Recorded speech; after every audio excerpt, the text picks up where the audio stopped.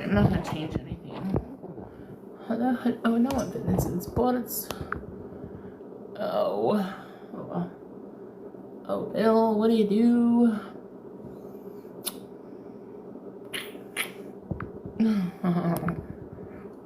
Well, let me get this guy out of here.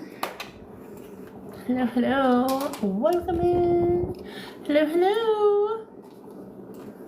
Welcome in.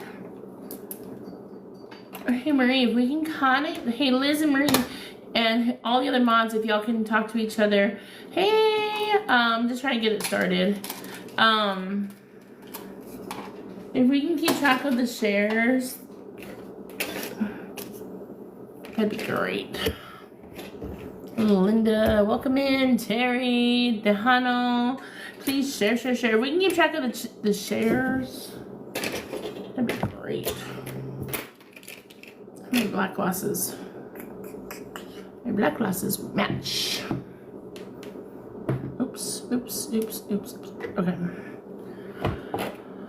All right, Raymond. Fix my. I want to wear red since he is Freddie record is red. Let's zoom in a little bit. I gotta fix my background. All right.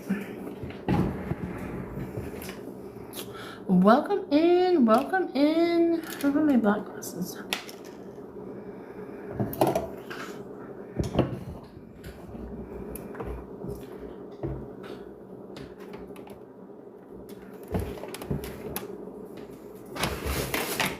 There they are. Breaking things.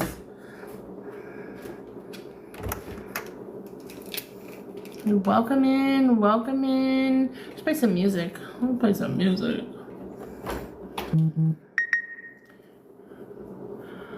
Making sure I can.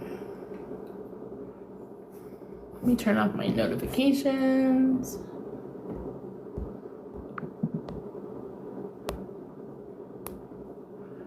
Make sure I'm not on Wi-Fi. Hey Greg, how are y'all doing? Let me play some music. Let's play some music.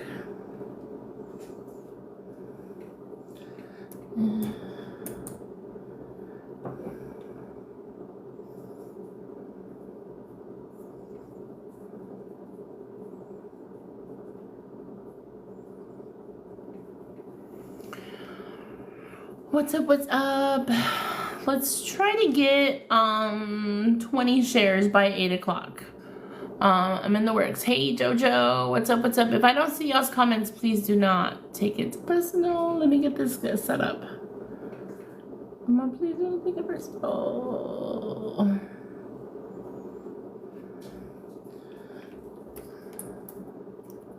I want to at least get this set up. Ooh. Just kidding.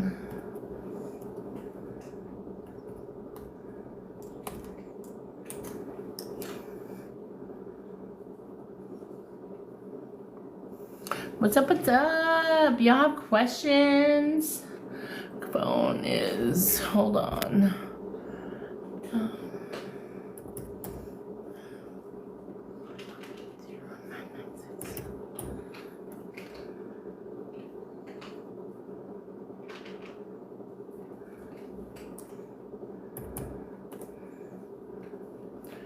All right. Okay, let's go to music.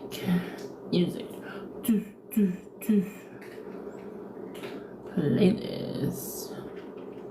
Oh, right there.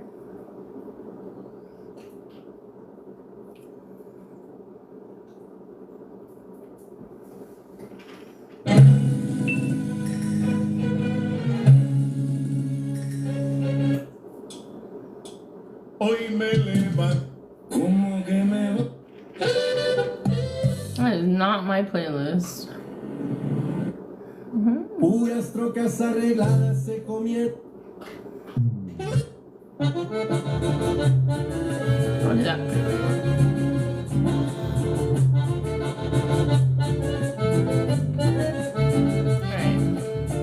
Alright.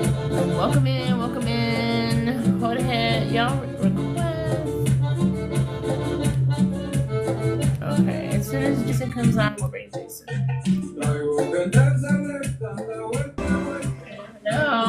Hello. Hello. Alright, you sound great. You look very professional, friend. We're both wearing like a red. That's really funny. Just got off of work. It was not planned. Hello, Kalaka Gomez. Can you hear the music? Is it too loud? No, that's perfect. How's everyone tonight? This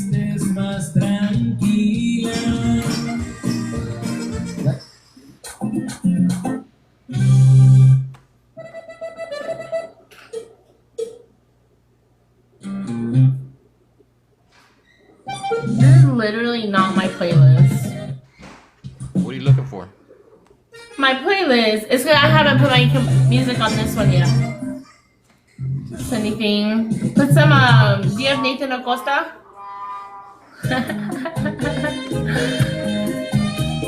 You have Nathan Acosta? Yes. Let's play him. I'll let you do that while I get this other page signed in. Alright.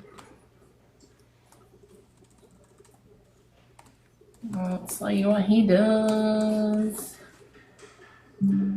Any particular song? I'm good with what. We go log into my Facebook. DJ and Dawson. How's that? Yes. Y'all heard of Nathan Acosta?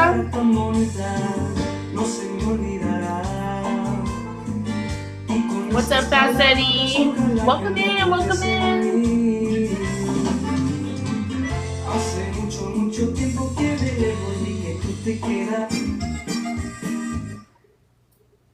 Oh.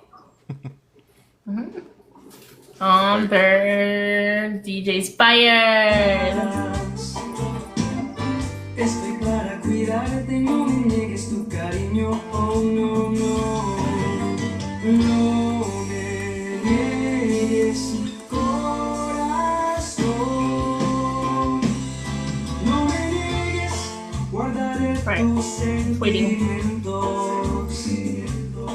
no me niegues, tú y yo estaremos. Let me know if I sound weird. I'm still feeling kind of under the weather. Sounds good. El corazón no miente, no me niegues tu calor, te lo pido por favor, buscaré el más profundo amor.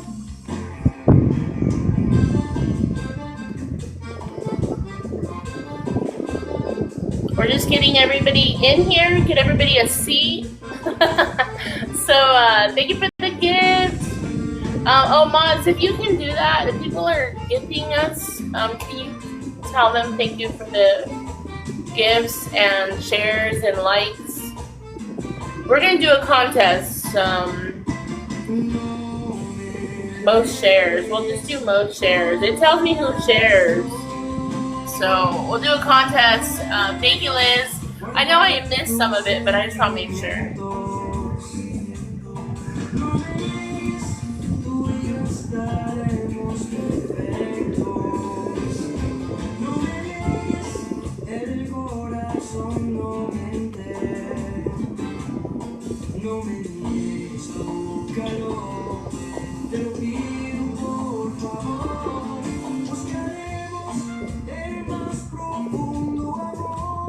My super mods, yes, y'all. You know how many times we've been complimented on our mods? Y'all make everything the best. A lot.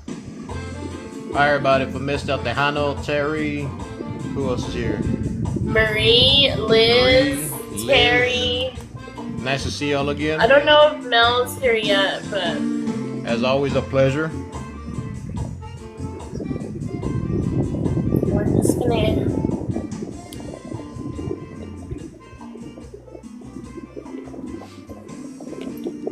Excuse me if I sound nasally, but these allergies are whooping my behind. I was gonna say something. Just kidding. You sound right. Just kidding. Leslie!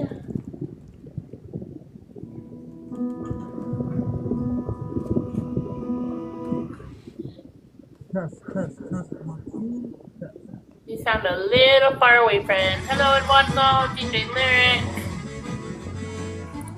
Hello? That's a lot better. There you are. Okay, yeah, because I wasn't talking that loud.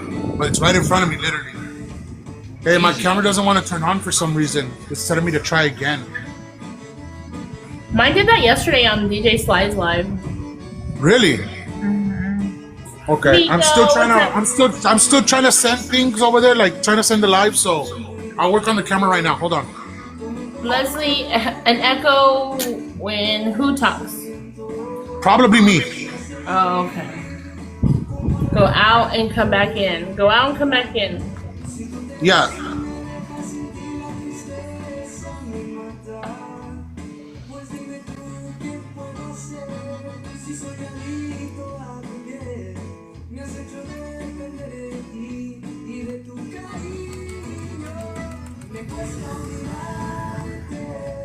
This is Nathan Acosta. He's with Freddie Records.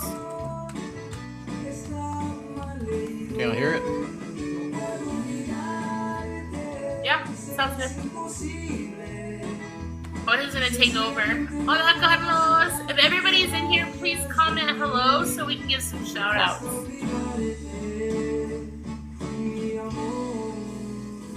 He's messaging me, so let me find out what we're doing. So we might have to do this interview with a phone call to Marc. Okay. So let me... What's up, Nico? Everybody comment. Marie, Leslie, Maddie. What's up, Maddie? Mandy. Hello, welcome in. We're getting ready for the interview. We might have to do the interview with a phone call, which y'all should Hi, be able to sis. hear. What's going on, sis?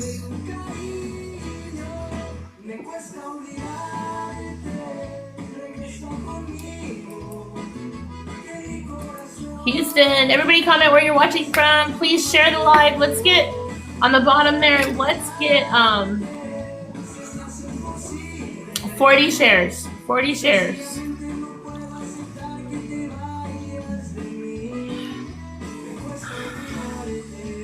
Yes, thank you. I'm actually drinking something warm tonight. What does it have in it? Chamomile. Nothing. Wow. He's got the digestion of an 80-year-old already, right, bro? Yeah. I do. I'm being Yes, honest, bro. I'm being honest. I'm in Dallas too, do. Andy. I can't hold no hot stuff down, bro. What's up, Chris? All right. So we might have to do this interview over the phone, which I'm gonna connect the phone call, and y'all are gonna hear it. And he's not gonna be on camera with us, but y'all are gonna be able to hear. And then I'm just gonna read him the comments, okay? Ya está viejito. They called you viejito Who did? in Tejano. Well, yeah. I guess you're right. Hi, Liz. Maybe I am. I'm just in denial. We all are, bro. I'm 36, but I got a stomach of an 80-year-old. Oh wow. Nah. Let's talk about the music.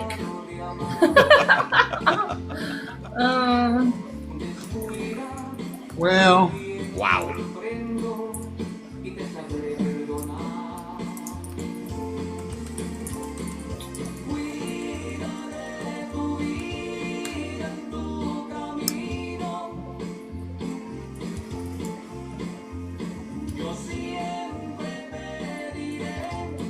is that okay? All right. Yeah, it looks good. Whoa. Okay. Your camera. Different story for different. Leslie gets it. Okay, I'm gonna pause real quick. I'm gonna just go on mute real quick. No age limit in here. Yeah. Welcome in. Can y'all just keep saying hi to everybody and just tell them about our giveaway real quick? I'm gonna go on mute and get off camera just so I can talk to him real quick, okay? Okay. So then, let's do this. All right. Like Miss Mary said, we're gonna have a giveaway here in the next I can't remember. So We how's said it gonna next work? week. What we talked about last night. The Oh, okay, random. yeah, I remember now. Okay, Yeah, the random wheel. yeah, So it's gonna be a bucket full of goodies. I think we're undecided if we're gonna do it. You know, I think we decided we're gonna do it on the next episode. Actually, now that I think about it. Can So we do one tonight though? Is that okay with y'all? It's up to you. I'll let y'all decide. I'm okay with it. Jason? yeah, that's fine. I'm okay with it. But yeah, we're gonna do a giveaway tonight then. So as we start doing the giveaways every Wednesday night, we'll That's right, start Mandy. upping the ante on it. I think it's gonna be a prize wheel, and it's gonna be process of elimination. So as your name gets picked on the wheel, your name goes out the window, and we keep going till we get the last man standing. So make it a little bit interesting, make it fun for everybody as well, for everybody joining us.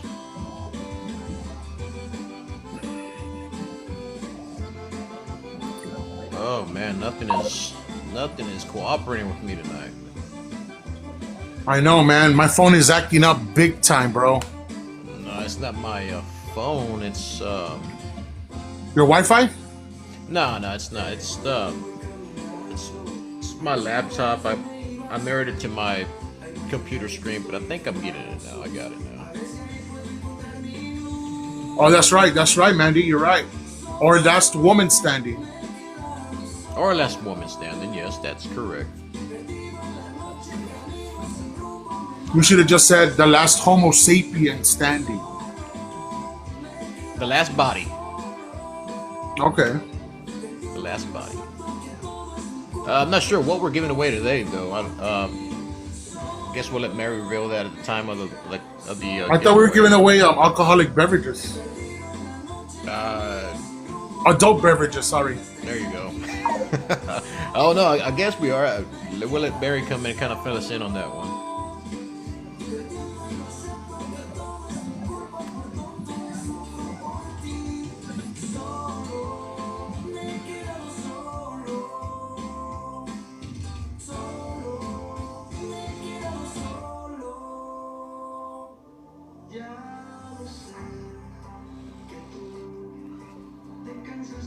How was everybody's day today?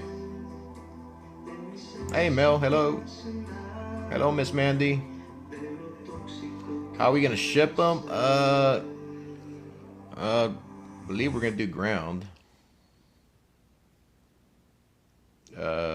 And I guess I'm delivering to Colorado. I just read that on the comment. I just seen it pop. I was like, oh, okay, road trip.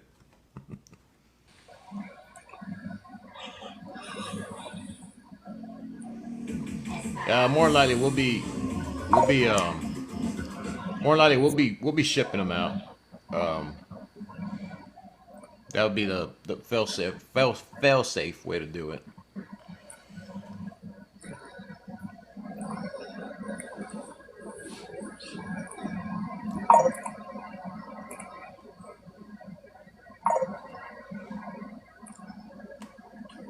There we go. Got it. Nice.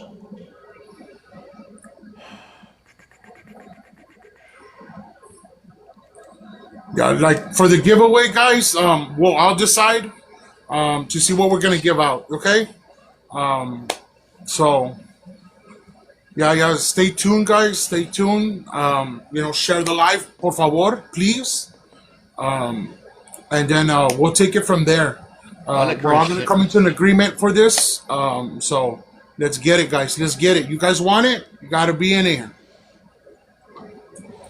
Yeah, I read your comment, Chris. Yeah, we'll get. I'll tell you what. We'll get once we get Mary up here. Maybe we'll set up a call or something, and we'll discuss that between Mary, Jason, myself, and you. But I'm open to that.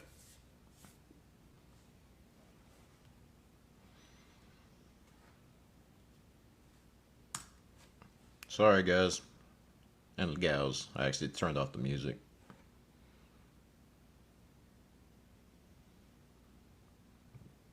Turn it back on.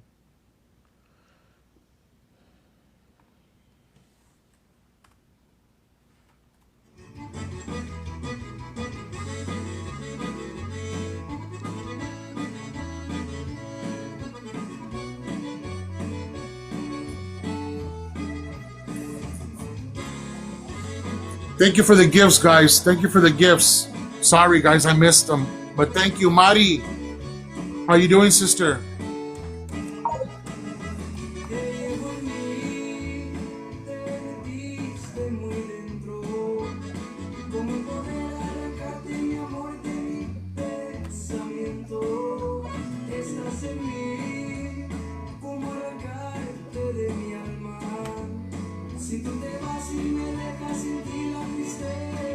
Hey, Liz. Thank you, Jojo. Thank you. Just saw you pop up, Liz. How you doing? How was your Wednesday?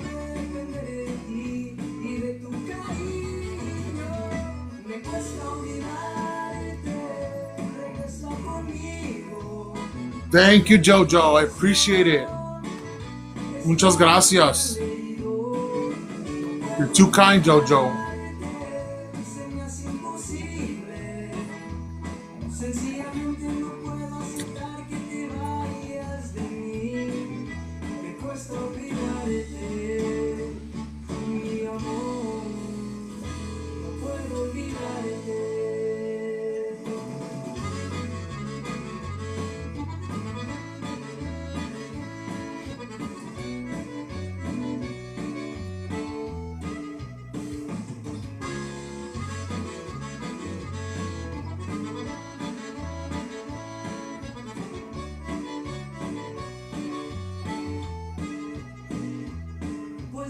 Keep the shares going, guys. We're up to 25. Another 15 will make it to Miss Mary's goal of 14. So let's keep it going if y'all can.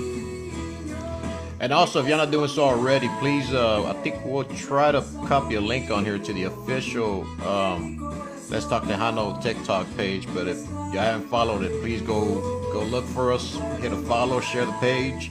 We're trying to get enough followers on that page so we can start going live off of that page. So we're a bit shy at the moment, so we can use more followers on that page. So please look up Let's Talk Tejano official page on TikTok and give it a follow, share with your friends. Let's get that up to the viewing threshold so we can go live on that page. Shout out to Jojo. She's killing it. She's killing it right now. You're right, Tejano. She is killing it right now. Thank you, Jojo.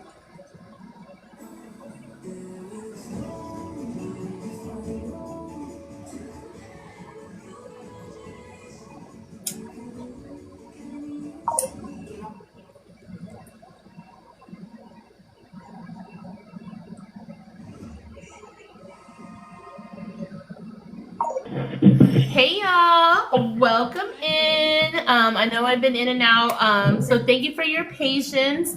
I don't know if the guys have kind of been keeping you entertained. I told them they should dance for you, but I don't know. Oda's like, no. So welcome in. Threaten me with a good time, I'll do it. Hold on, let me get it. Okay. So welcome in, welcome everybody. You can keep sharing, tapping the screen. Again, welcome. This is I vote for George, right? Because Jason's not on camera. But I want to welcome everybody to Let's Talk Tejano. Again, this is a platform where we have introduced to TikTok, where we want to keep talking about Tejano music, keeping the culture alive, and all the moving parts to that. You know, the changing of the music, our up and coming bands, our DJs, our mobile DJs, the promoters, the fans, the bands, the artists, and most importantly, the labels. So tonight we have Marc Martinez from Freddie Records. He is on the phone with us. So we're doing something a little different tonight. So thank you all for your patience. We started a little late, but that's okay. So I'm going to go ahead and let Marc talk. I'm hoping we can get this working the way I want it to be working. So Marc, do you want to go ahead and give your saludos and introduce yourself?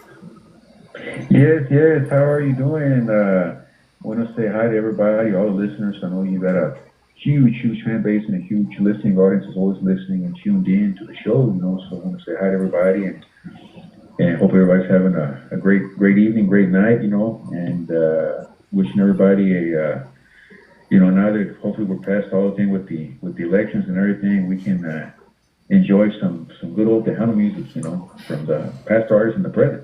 Yes, most definitely. Well Most said, in the definitely. Mark. future. Well said, Mark. Hello, Can you hear Mark. them Hello, okay, Mark. Mark?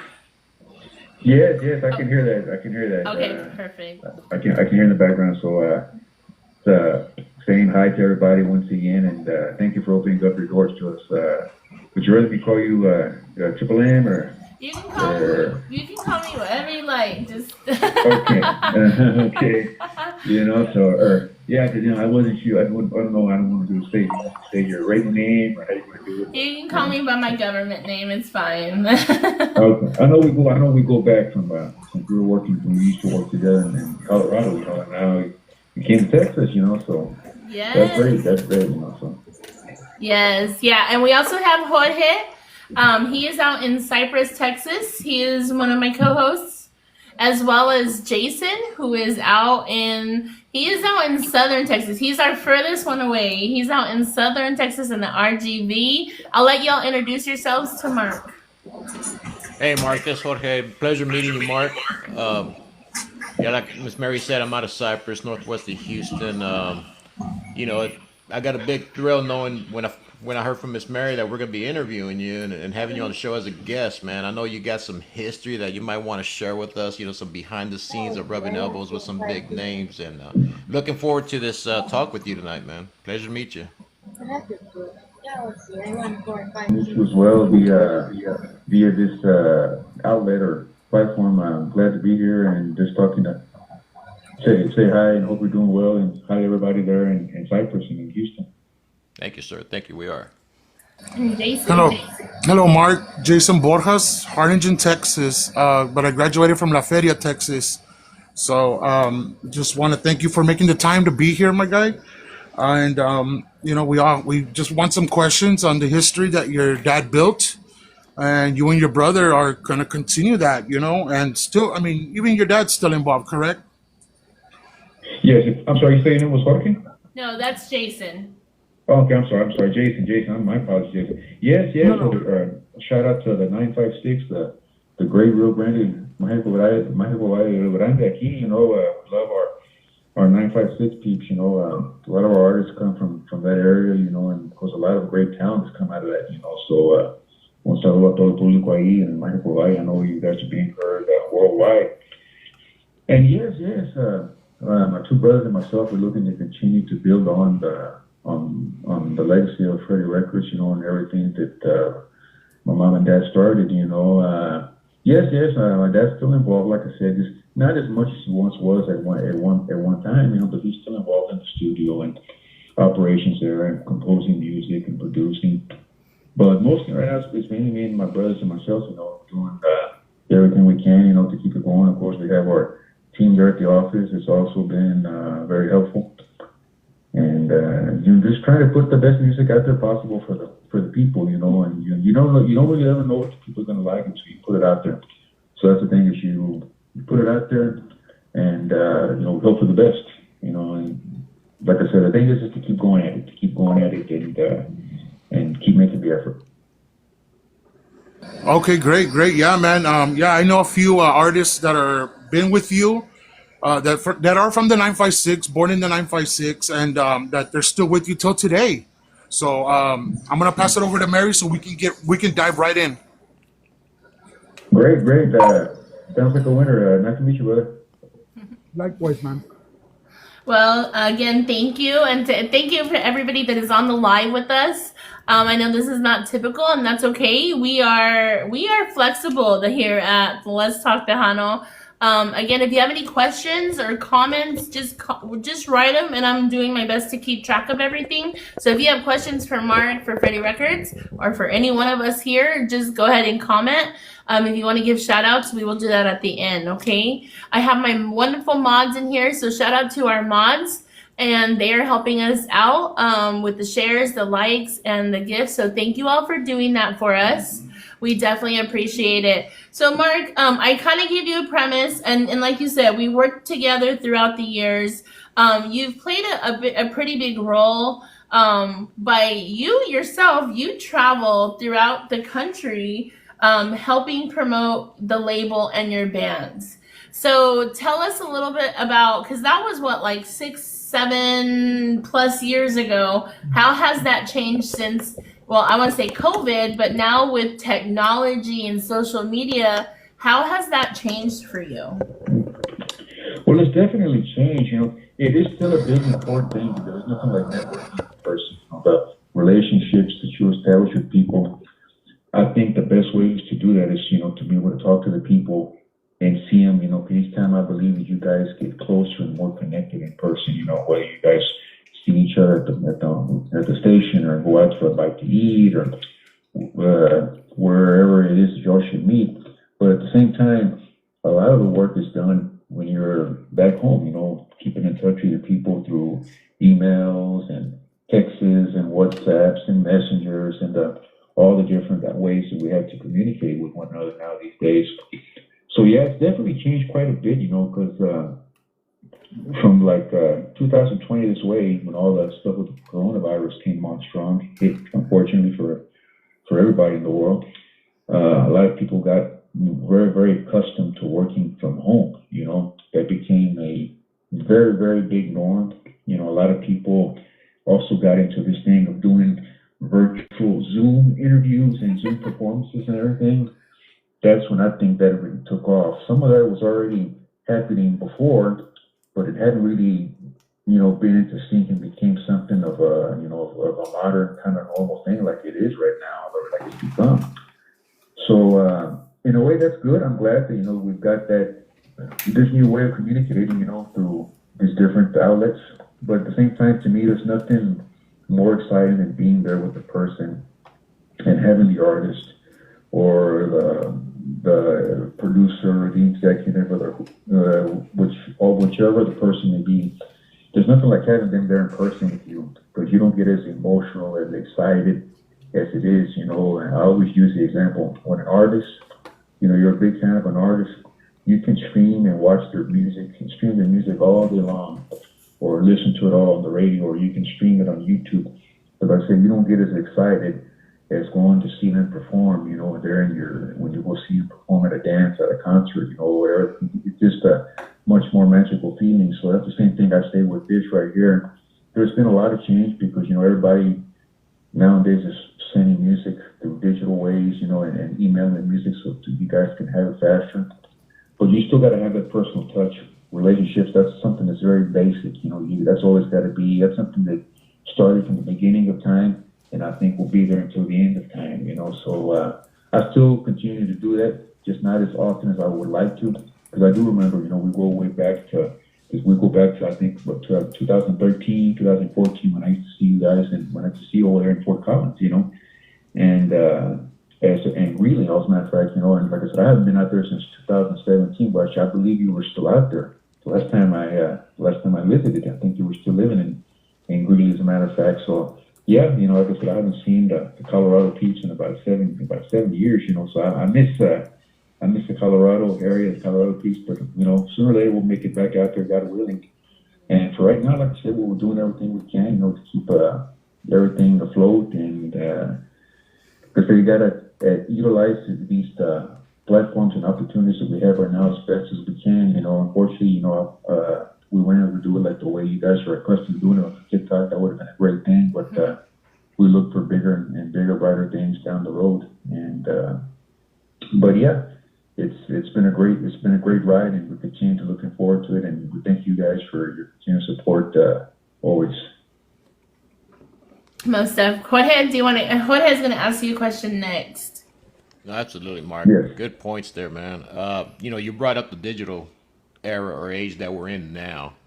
Obviously, your predecessors before us, we transitioned from 8-track to cassette to CD. So how is it transitioning from that CD era and to the digital era? How was that transition for you guys? Was it, obviously it was you had to get used to it, but how did you guys manage to just say, you know what, that's the way we're going to go as well? What was your thoughts behind that? Well, it's a process, Jorge. It's not something that creeps up on you from one day to another. We're blessed to have that God blesses us with timing. For us to get prepared slowly but surely down the road. It's a little process, step by step. It's nothing that, okay, you know what, starting next week, guys, everything is just totally changing. Like I said, you start seeing the signs, and you start seeing the waves on TV and on social media, how everything is trending. So little by little, you kind of start seeing it, and then you see it in your own business results. Like I said, you start seeing, okay, we're not moving as many CDs as we once did, or cassettes. Of course, cassettes have been out for at least close to 25 years. But the thing is that the CDs were already in, when the cassettes were slowly going out. So that's a good example, like what I'm saying right there. I think that we were already working with CDs.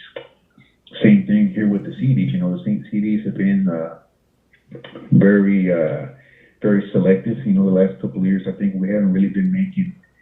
We haven't really been making like compilation CDs since about, I want to say, 2016, 2017. Oh wow. However, there was a couple of our artists that we did make full CDs on. Like when was it, last year and the year before? When Gary Hoppus first released on Freddie Records. Pio Tejano, Jay Pettis. Some of those albums we did release them on a full CD. Boy, that's already been over a year, about a year and a half. So those are the last things we actually made on CD. And then we released albums like on Los Palominos, Lucky Joe, Pio Trevillo once again has another album, and those right there all have come out digitally, Eli La Reina y Avante, another great artist, we haven't released a full CD, brand new CD on her since about 2018. Everything that's come out since then has been an EP, which is 6 songs, so there is a new album out there. There's been 2 albums out there. Hopefully we're getting ready to hopefully have a third one, but they've all been like this digitally, like on Spotify, Apple, Pandora, and they contain 6 songs instead of containing the 12 songs that used to be on a full compact disc or album cassette, the way people were used to working them. So it's been we're still adapting to it. I'm not saying that we're fully there yet. We pretty much have it in our minds, so that pretty much meaning everything that we're putting out right now is going to only be digital, unless it's just something highly in demand that people are really requiring the CD.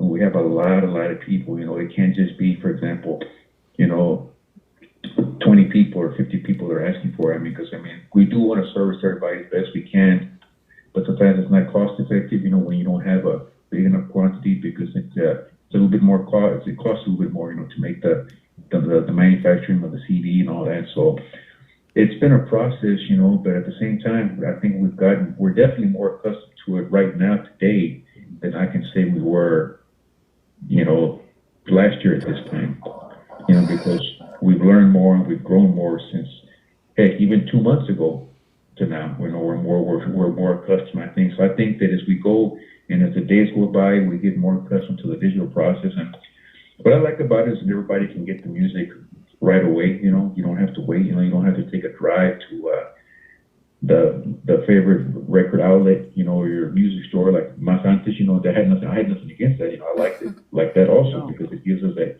unique quality, simple thing. But everything has become so technical and so digital now. It's easy access to get the music. That's what I like about it. You guys get half the song right as soon as it becomes available. Within the first 2 minutes. So there's got its pros and cons. That's the way I see it. Great. Yeah, man.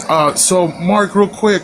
Sorry, Jason. Jason's gonna ask you a question, just so he knows who he's talking to. Jason, sorry. Okay, cool. No, you're fine. Okay, You're fine. Hey, Mark. So, mine's kind of like a 2-part question. So the first is, Snoop Dogg came out saying that he had 1 billion streams, a billion with the B, and he got a check of like 40,000 or whatever. So my question is, for the label to recoup what they invested in the band. So let's just play, for instance, Lucky Joe. Let's just say Lucky Joe. You guys invest 5 G's, 5 grand. How many spins is it gonna take for the label to make that money back to to recoup? You got to be hitting in the millions, brother. To be honest, you got to be hitting in the millions to really recoup that money. It takes a lot. But think about it. You just mentioned Snoop Dogg, who's a internationally or well-known artist, he's got a much, much bigger market than the Tejano market.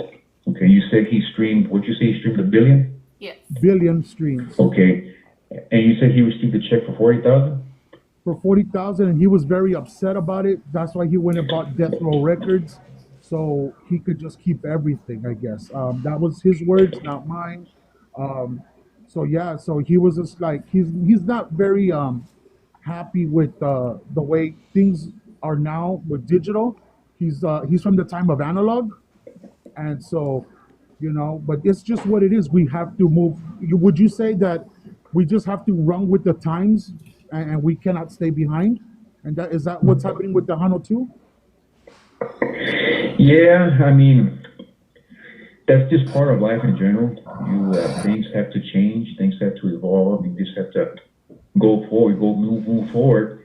That doesn't mean that you abandon any of the stuff you learned from the past, or you can't utilize. excuse me, our old school mentalities, or any of the mentalities that have been very effective. That doesn't mean that we can't utilize that or still work with that.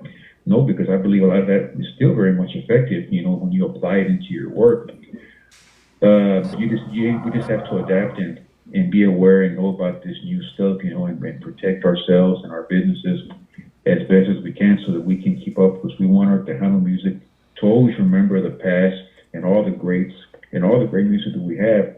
But we also want to be able to share all that as much as we can, and have it available on the digital stuff, so we can say, what the Tejano music is keeping up with the times. It's definitely remembering and taking care of its past, and it's taking care of its present, but it's already prepping itself for the future. So like we're saying, going back to what you've been talking about, Snoop Dogg, if you think about it, that is a little disappointing, because you say to yourself, man, you would think I had 1 billion streams and I only received, I don't know, I didn't see that. I heard something about that story, but for example, you say 40,000, that doesn't seem like much, and it's like, man, you probably think, man, I had to invest a lot of money in this project and what have you, and like I said, yeah, that's what makes it a little bit more challenging and kind of discouraging sometimes. We have to look at analytics. I myself try not to look at them and just study them all day long, because muchas veces vas a salir desanimado. You're gonna feel like, dang, it's gonna put you kind of like in a sour mood, or like in not so good spirits, because you start looking at all that stuff and saying, man, what am I doing? I'm spinning my wheels here, man. This and that and that. Well, it's just a different. It's just times have changed. What helps Freddie Records is that we've had a big catalog. We have a big catalog, and one of the biggest music catalogs in the industry. Big Tejano catalog that still continues to move and does pretty good. Like I said, we're able to sustain and keep afloat, and what have you. But that's why I say a lot of times, promotion and like I said, it's not just coming in like through a bottom line. Like I said, money is not just coming in through your bottom line. I understand that's what pays the bills. That's what pays your employees and your team that you have that's working for you, or those people who have a team. You also got to think, though, sometimes if you don't continue to record, well, you're not going to have any more future. If you don't continue to record artists, you won't have a future. If you don't continue to make those investments, that's, you just have to keep an eye on that. And at the same time, this also is a lot of money. Like, for example, this interview that we're doing right here, this little stream, this podcast, this Zoom podcast, this is worth money to. If I talk about it, it may not be something that's going in, that's paying a bill, but it's worth money, because it's a lot of promotion for our record company, for our artists. If Nathan Acosta is out there performing and he name drops Freddie Records, throughout his performance 3 or 4 times, that's promotion that's worth money right there. A lot of people may not see it that way, but that is actually money. It may not be the $1 bill or the Ben Franklin, or that pays the bill, but you got to look at all that. That's worth a lot of money right there. That's still promotion and worth money. So you got to look at those. You got to look at those things when you're running a business, and that's existed forever. That's existed for for the last 50 years.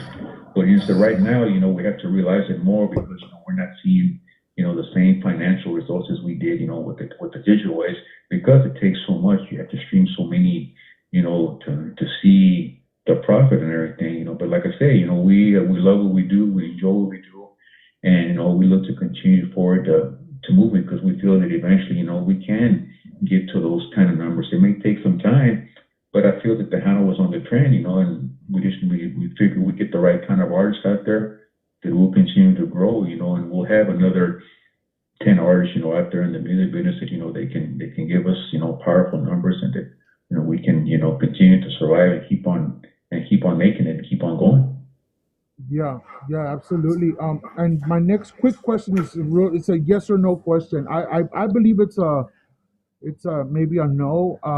So you're very familiar with Luis Silva, correct? Legend. God rest his Yes, soul. yes, yes. He worked with us for about 5 years, from about '99 to 2004. Okay, so you very well know that he wrote a lot of music for a lot of big artists back then. If he was still a writer today, is it true that writers today, um, since the big boys are not here, and what I mean by big boys is the big labels, um, are they the ones that are kind of like SOL when it comes to a writing royalty for that? The labels are, or the composers? The Or are composers. you did the composers write a lot? Right, like the one who wrote the song. Like, is it true that they don't get that royalty back? Not as an artist, just the one who wrote those songs, like Luis Silva, for instance. Okay. It depends who you're working with. Everybody works differently. I would like to. It would be great. We don't live in a perfect world, but I would like to say that, like in our case, we whoever's the next one in line, it can go to the composer's wife. It can go to the composer's, children, kids, or their sons, daughters. Yeah, That's the understood. way we work it, because somebody's entitled to that. I don't know. I can't speak for a major corporation or any other record label, because I don't know what they're. I would hope they do it the right way, but I don't know, because I'm not there to see that, or. But in our case, yeah, it would be going to a family member. If like in this case you mentioned Lucila, since he is passed, well, it would be going to one of his family members. Okay, great, great. And they figure out how to distribute that. Okay, okay. Awesome, thank you. So I think the next question I have, Mark, and I don't think I've ever really asked you this before, but like, can you give us an approximate, or how many artists y'all currently have there at Freddie Records? Right now, we have 14 artists to be exact. 14 artists. ¿Y todos son Tejanos, or you all have different sides of the music? Yeah, out of the 14, 13 are Tejanos. Oh, wow. So yeah, Freddie Records has always been a pretty balanced out company, where throughout the years we've had some Tejano, we had some Norteño, had a little bit of Grupero. Here recently, over the last couple of years, we've become a little bit more Tejano oriented, but we're still keeping it in there, because we do have the resources and the contacts to help out a Mexican regional Norteño artist, or a banda artist.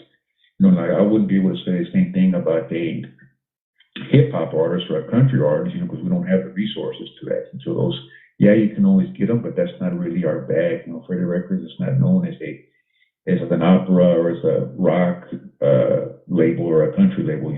We're known for Tejano, Norteño, and Mexican, Latin label. I couldn't even tell you that we could promote an international artist like like somebody who wants to, like a Mana or something like that, because once again, those contacts will probably be easier to get, and the market is probably much more bigger.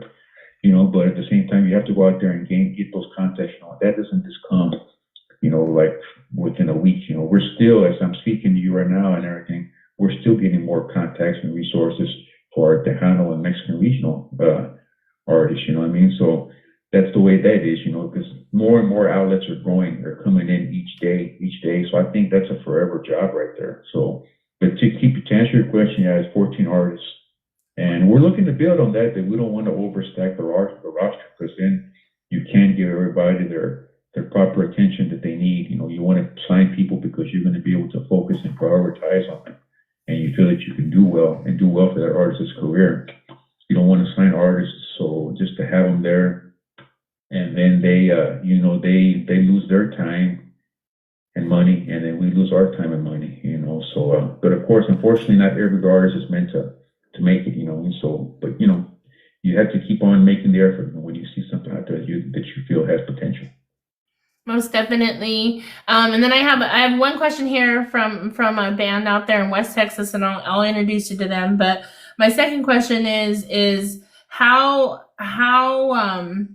when you do focus on your artists, what is the primary focus? Are you looking at like what they brought, or do you just start fresh? Like let's say if I was an artist and I already come with a lineup of songs, do you like incorporate those, or do you want to start fresh with what you're building with the artist?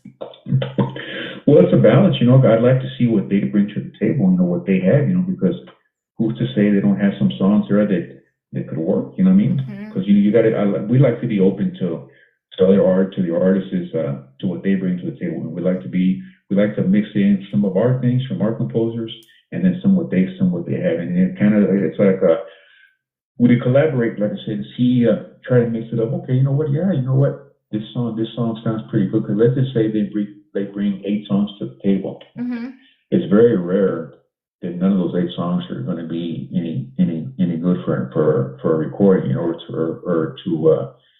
to be recorded on the album. Because our goal is to make, whether it's an EP of 6 songs or an album of 12 songs, we want to make each one of those songs great songs, so good that there's a potential that all of them could be singles. Not that that's going to happen, but you want to have that's the kind of product you want to put out. You want to put out each song. You don't want any fillers. You don't want any something just to fill up the album. No, you want a good standout album so you can have something that you can be proud of, and so you can give the people their money's worth, and even beyond that. So when they go and stream your album, or when they purchase it, or however they should decide to get the album, to obtain the album. So yeah, it's a mixture. They bring some songs to the table, and then we bring what we have. All that is done before they step into the studio. All that is done because they have to come prepared, and we have to know what they're going to record before they step in and start making some magic happen. Understand. So I have a question here real quick, Jorge, and then I'll jump to you. I have a question from Chris Martinez. He is from the West Texas area. Their band is called Grupo Entrego. And his question is, what is the first thing that interests you when signing a new artist? What is the first thing that interests me? Yeah, when signing, like what's the peak, or what's the first thing you look for, I guess, Chris? And you can correct me in the comments here if I'm not asking the question correctly. But like, what is it? The sound, the look, like what the following, like what do you look for when you're signing new artists? Well, it's a combination of everything. You got to look at their talent. How are they? The sound. Because there's different ways. You can see them in person. If you've seen them in person live, you kind of study. I study them. Their performance, how they are with the people, character. The music. Sometimes you can't control the sound because they're not always in control of their sound. Like I said, of the sound. Like I said, but that you pay attention to that, but you pay more attention to the person. Because you want to see. You kind of try to get a gauge of, just artists, just in talking to them, but you kind of get a little idea just by watching their performance and the music they're recording. But really, you want to look at their character. You get an idea of, are they going to be easy to work with? Are they going to be in between, like on the fence? Or are they going to make it so challenging to work with, man, that it's not even worth pursuing? You got to look at all that. Of course, you want somebody that looks appealing, but that doesn't always mean you don't always have to be the most attractive person in the world for the people to find you appealing. People just have to like something about the artist, their music, their personality, character. But it's all bundled into one big package. The character, personality, the music they're recording, how are they on stage? How are they with the fans? Are they willing to sit there and put in the work in? Are they willing to sit there and put the work in whether there's just 5 people watching them or whether there's, 3,000 people watching them perform? There's a lot of people that just want to get to the big time right away. They want to achieve success. There's a lot of artists that want to achieve success on the first single that they put out. It doesn't work that way a lot of times. You have to put in the work, and even if you achieve success on your first, you're one of the fortunate ones that does have it. Sooner or later, you're going to have to go back and put the work in. That doesn't get away. You're not going to escape that. It's kind of like in this world when they say taxes and death and taxes, you don't escape. Well, that goes to apply in any kind of business. You're going to have to put in the work. Even if you see success somewhere there, you're going to have a little route or you're going to have a time frame where things are not as catching on as much as it was at one time. So you have to go in there and put in the work, and you'll always have to. So I look at all those things, and if I'm just listening to the band, like just listening to the recording, well, of course I'm listening to the recording, how it sounds, the material. But it also helps when I can have a meeting where I actually get to talk to the artist, a time or two, and I can get a good idea within the first conversation how the artists are gonna, how they're gonna be to work with. They're gonna, like I said, it's gonna be something that's workable, or it's not gonna be workable. Sometimes it takes 2 conversations. You never know. You're constantly learning, and adapting and studying the person, because sometimes everything comes out very, very, like roses and peaches and cream, smooth. But they start having success, and they flip on another channel. They flip to another league or satellite. It just happens. Some of them remain humble. Some of them, unfortunately, they take to another attitude. And that's unfortunate, but it's part of it. If everybody got that way, it would make the business a lot more challenging. If everybody stayed humble, it would be great, but maybe it would make the business boring. So you have to have a little bit of everything. But I always study that. The artist's character, the artist's their personality, the music. Are they going to be willing to work and put their part in as well? Because if it just depends on us 100%, it's not going to work. It's going to just blow up in all our faces, and at the end of the day, it's going to end up costing. The investment's going to be much more than what it really should have been and what one anticipated. So that would be my thing right there.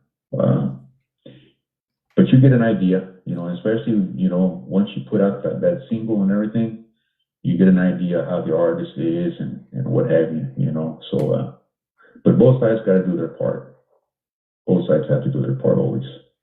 Awesome. Thank you. We have some more questions coming through in the chat. I'm going to go ahead and ask Jorge or Jason, whoever wants to go next, to ask you their question, and then we'll come back. I have all the questions written down that y'all are asking, and I'll come back and ask them. So don't go away. Keep listening, keep sharing, keep tagging, keep tapping the screen, y'all. We have Marc here from Freddie Records, for those of you that are arriving a little late. But I'm going to go ahead and turn it over to Jorge or Jason, whomever wants to go next. George, you want to go, or? Yeah, I'll give it a go. Hey, great information, Marc, man. I'm just soaking it in, For sure. I'm a big fan of Tejano, been a big fan of Tejano for a while, but just to listen to the other side of, I guess the cogs in the machine that just keeps it going, man. It's great information. I do appreciate that. No, you're very welcome. You're very welcome. And, I'm trying to make my answers kind of lengthy because I want to feed as much information as possible. So I want to make sure everybody understands. If somebody doesn't understand, well, please feel free to re-ask, and I'll answer it as best I can. If I need to simplify it, I just want to make sure that I'm able to provide the answers as best I can, so that everybody understands. At the same time, knows or has a good idea of how this works.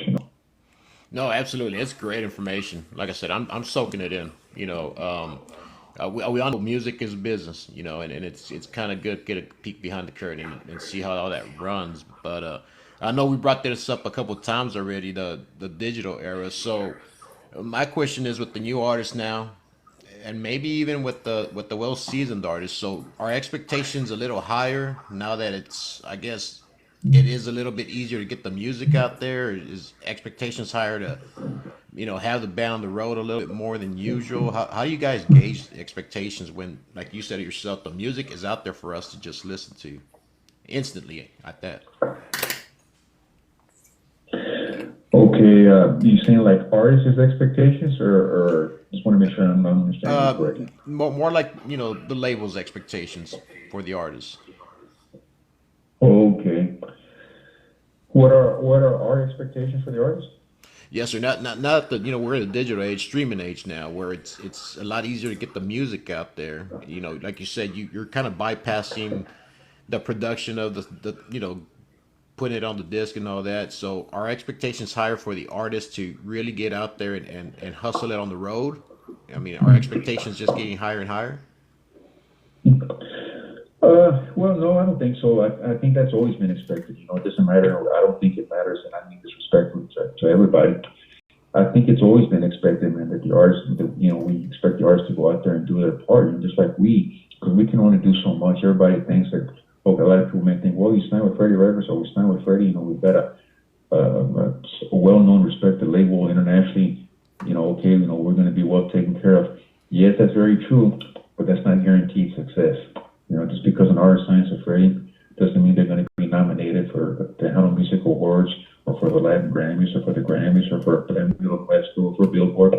No, like I said, we have to have a lot of things going in our favor.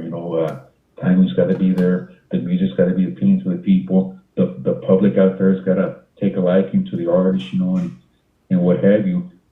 So every time, we expect, it doesn't matter what age we're in, the artist has to go out there and put in the work also.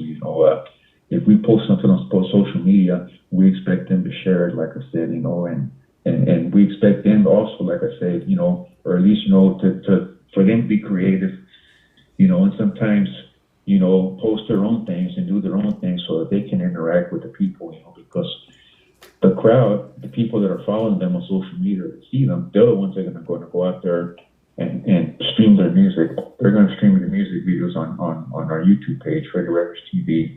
They're going to stream your music on Spotify and on Apple and on Pandora and Deezer and Tidal. They're the ones that are going to go and see you perform, at the clubs, at the theaters, at the stadiums, where it is that the artists are performing. So it's very important that they know how to work their public and they stay engaged with them. But at the same time, let the record company do what they need to do. Let the company do their part and let them work. They know what they're doing. But they also got to realize that, sometimes things are going to take time. Nowadays, we run into artists that they want things to happen, on the first single, on the first album. And it just does not work that way. Out of 10 bands, maybe one band that's going to work for it. The other 9 bands, they're going to have to struggle. But remember what I said earlier, and I'm going to go back to this. That one artist who stood out and made it big right away, they will eventually have to go back in and put in the work and go to some times that are, they didn't see in the beginning. So that's not to worry. That's not to say that this artist is not going to have to go in there and work as hard. They will have to eventually. They're just fortunate that the people took a liking to them a little bit more sooner, So at the end of the day, we expect the artist to put in 150%. If the label's going to put in 150%, we expect that of the artist, and they have to be out there also. Whether it be out there with us on the road, promoting at the different stations and at the different, podcasts, or when they're out there on their own, performing at their shows, they got to be doing everything in their power to build their brand, and at the same time let people know that they're recording with us and all that, because the more information you provide, the better it is for the public. Yeah, awesome. Yeah, that's a good answer there, man. Because I just think of people having their personal goals, and everybody always tries to find that shortcut to that success or whatever peak they're trying to get to. I'm glad you said that. Y'all obviously y'all expect them to put their hustle in as well. It's more of a digital hustle as well. These days, I guess. you know. But Yeah, digital streaming is like the key word nowadays. You know, you got to incorporate the word digital a lot, digital, and you got to incorporate the word streaming a lot now, and this music age nowadays that we're in. You know, but the basics, a lot of the basics are still the same, man. You still have to go in there, put in the work. You still have to go out there and put out a product that we're hopeful that the people got to still find something appealing about the artist. You know, I'm not sure that it's something that's going to take off just because they like the way a person smiles or something like that. You know, I mean, they could. I'm just using that analogy right there, but they got to find things appealing. You know, and it starts with the artists. You know, and what they're recording, what they're providing. You know, and what have you. You know, that's always been pretty basic, and that's probably going to be basic all the time. You know, that's always going to be. So, you know, there's a lot of things that are still the same. But then there's, you know, some things that have changed. So it's like I say, you got to find that little balance in between both of them. You know, I mean, I wouldn't advise anybody to lean more towards one side because it could hurt you. You know, and you want to just stay evenly keeled. yeah, that's where complacency falls in. You know, they get complacent, comfortable. You know. Yes, definitely. Like I say, because sometimes I find myself if I want to get too technical and too big on analytics, I drive myself crazy. Like I said, I'm going to not enjoy what I do anymore, you know? Yeah. That's why I say, well, pay attention to analytics, but don't get too hung up on it at the same time, you know? Keep going, keep working. If you're putting in you're putting in the effort and you're enjoying what you're doing, and, you know, you're at least, you know, you're showing out there what you're capable of doing, you're making the effort, God will provide. And those are the things that artists must understand. And if they don't, they need to learn to understand those things. You know, if they want to evolve, if they want to have a shot at this music world, because you know, it's a long haul game. You got to be in it for the long haul. If you're in it just for short term, for fame, or just to make money, but yeah, that's not the way to go about it. You know, you want to do it because you're passionate about it. You know, and you truly love music, and you're really truly willing to go through the blood, sweat, and tears, you know, and bleed for the music, and bleed for the business. You know, that you got to be willing to do all those things. You know. Oh yeah, absolutely. Most definitely. Yep. We see that here on the show too. Yeah, absolutely. Jason, I'm gonna go ahead and give it to you, and then I have some questions from the audience. Okay. Okay, thank you, Mary. Okay, so Mark, first things first, man, I want to applaud you, your father, your brother, and yourself, and all the staff that's been with you guys since day one. You guys had to thank you. compete with the big labels, man. Big labels that had big budgets. And bottom line is, you guys are still standing. Those guys are no longer here. So I applaud you for that, man.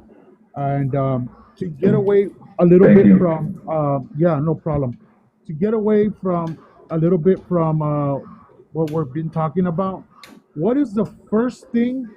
What is the first thing that comes into mind, man, when you hear the word Laura Canales, bro? La reina de la música tejana.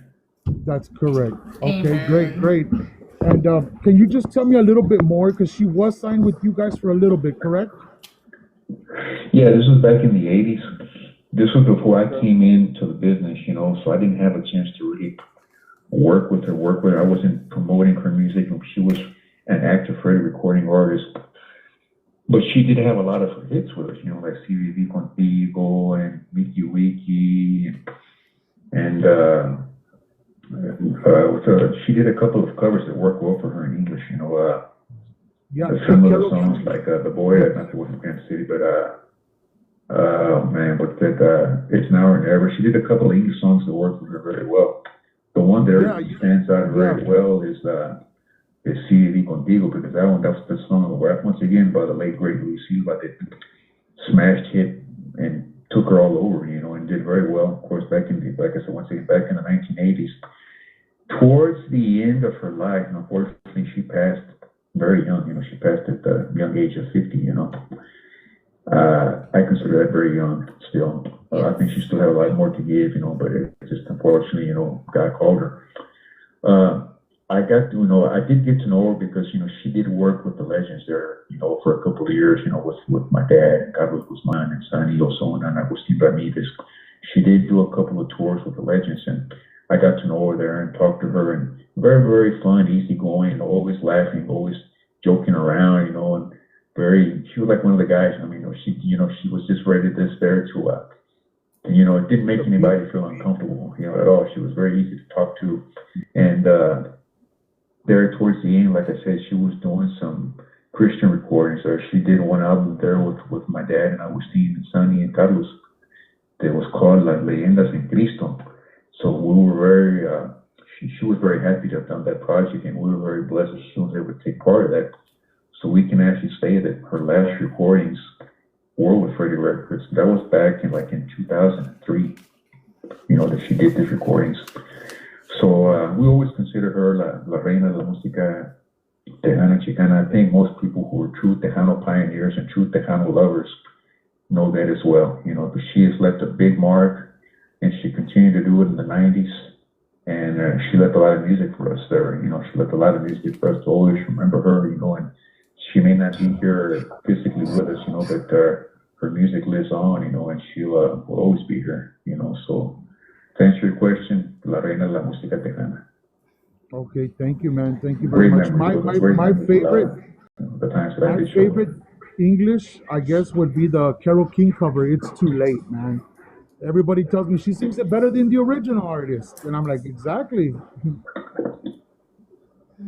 Yeah, crazy how that works. Sometimes that we tend to say, man, it sounds better than the original version that was done years back. It was a big hit, but man, she knocked it out of the park herself, man. She might have outdone the original version, which is very challenging to do. Yeah. And very great talent that comes out of La Quinenia, Kingsville, Texas. So a lot of talent, great talent has come out of just like El Rio Grande Valle. Kingsville's in between Corpus and El Valle. A lot of greats have come out of there, including our very own, Lara Canales. So there you go, right there. Yeah, exactly. She had a great band backing her up too back in the day, with Alde Munoz and all those good Tejano pioneers, that meshed real well with Laura. Yeah. Pio Trevino from Kingsville. Yes, another Freddie recording artist is currently on the roster. Yeah, great artist. He's a great artist. Has been in the business, since the 70s. Since the 70s. Yeah. And then in the 80s, he took it with Pio Trevino and Mash. I don't know if he had with La Movida and all that, but he came into his own with his band Magic, and he's still performing. Like I said, he's still going strong. Gigging every weekend, throughout the state of Texas, and in other states, as well. We just released a brand new single on him here about a month ago. Para que te acuerdas de mí. It's a duet with David Lee Garza, on the song, and the music video will be released here in the next couple of weeks. So stay tuned to our social media pages for more information. We're going to be streaming that on our YouTube channel, Freddie Records TV. Those of you who want to see what we have, from the past and the present, and go to our Freddie Records online store. It's FreddieStore.com if you want to purchase some Freddie Records CDs and merchandise like T-shirts and caps and koozies and all that. We have it available on the FreddieStore.com. Or if you want to stream and go to our music channel, we invite you to go to subscribe and to go to YouTube, Freddie Records TV, and you'll see all of the stuff that's been there throughout our 55-year history. Here in November this year, we celebrate 55 years of Freddie Records being in existence. So it's a great time to do this interview as well. So thank you to all of you all and the fans for continuing to support Freddie Records throughout the 55 years, and for all the artists that have walked through Freddie Records doors. I'm glad you brought that up. Yeah, I'm glad you brought it. Somebody was asking about Freddie merchandise, so I'm glad you brought that up because you just plugged your own store. So good. Yes. So we got to. Those are the things we got to take advantage of. We got to throw it in. if those people who can't purchase the compact CDs out there, well, we still sell them on our online store. So go to FreddieStore.com and go start your holiday shopping early.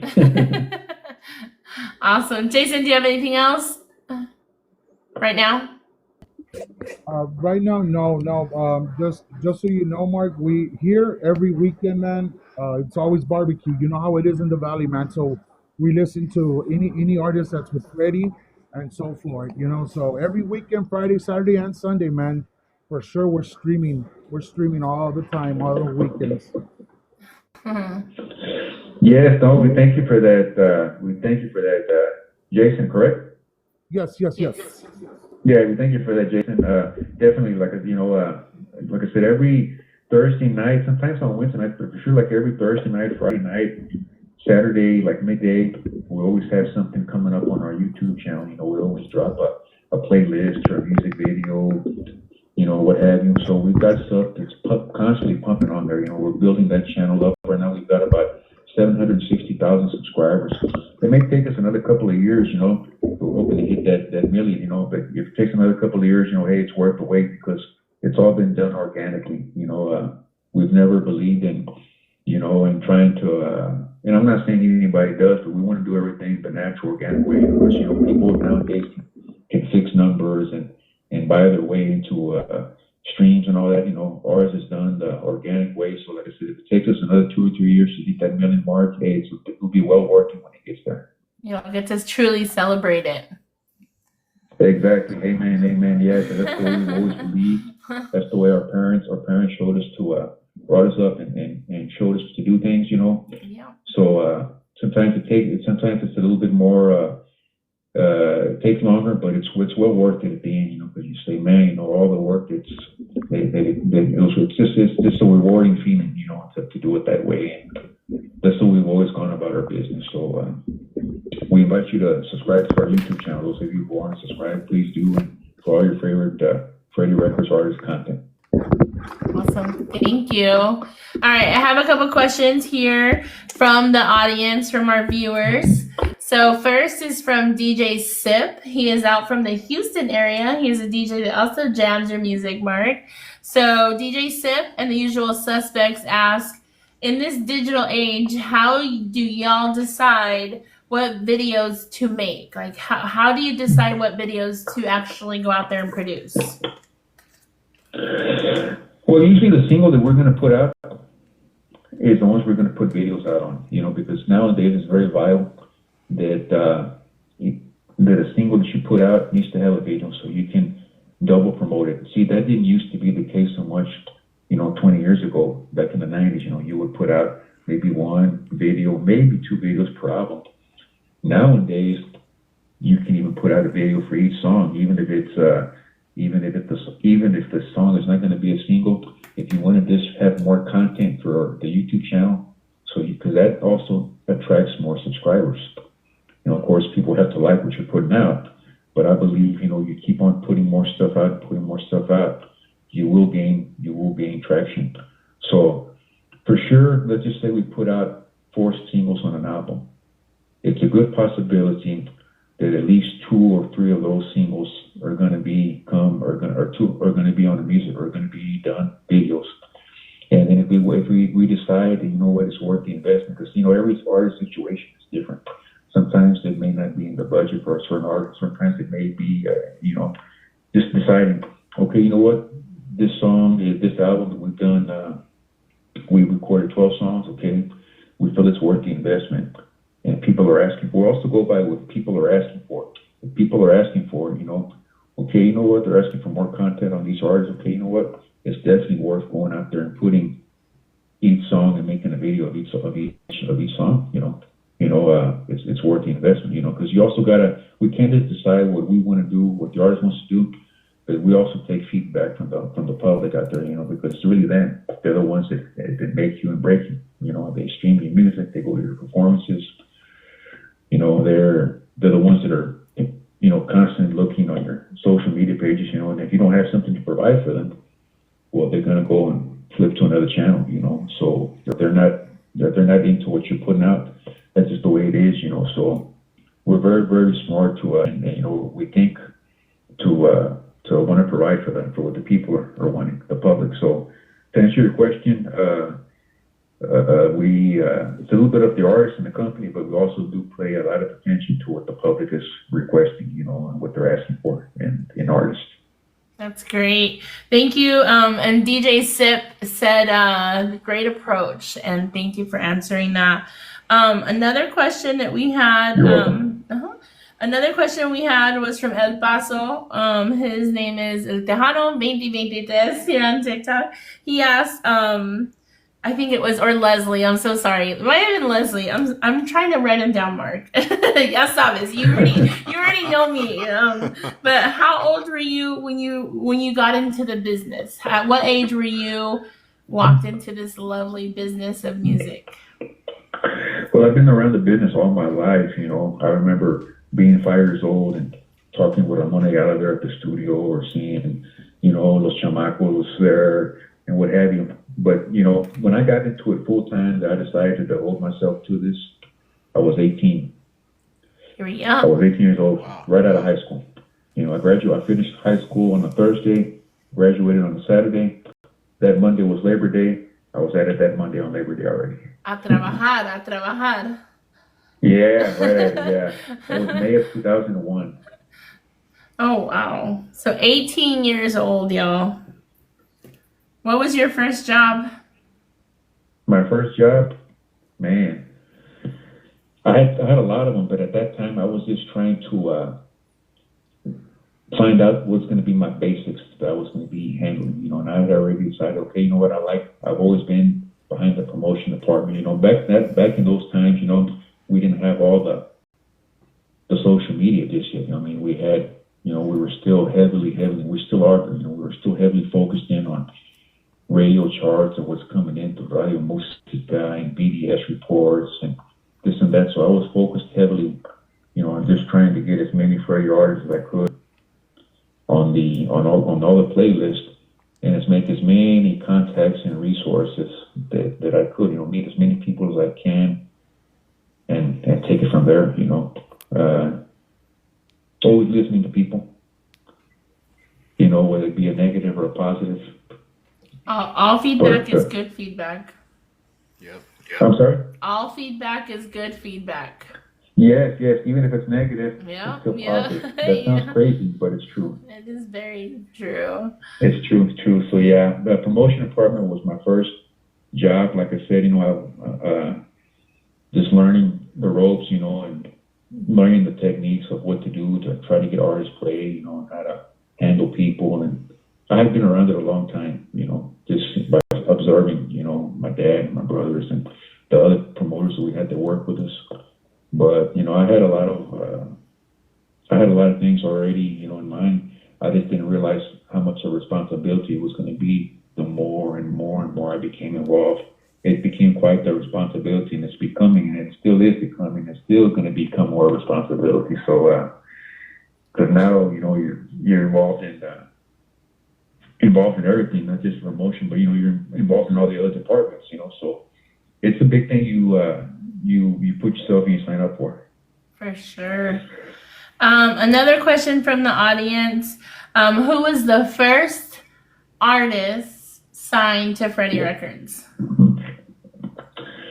Freddie Martinez. Freddie Martinez himself. What year was that when it started? 1969. 1969, the year. Are y'all gonna do anything special for like your your anniversary coming up in a few years? Well, you know, we had a 55th. It wasn't as big as a 50th, I have to be honest. But we did have a 55th anniversary this year at the Las Vegas Tejano takeover back in July.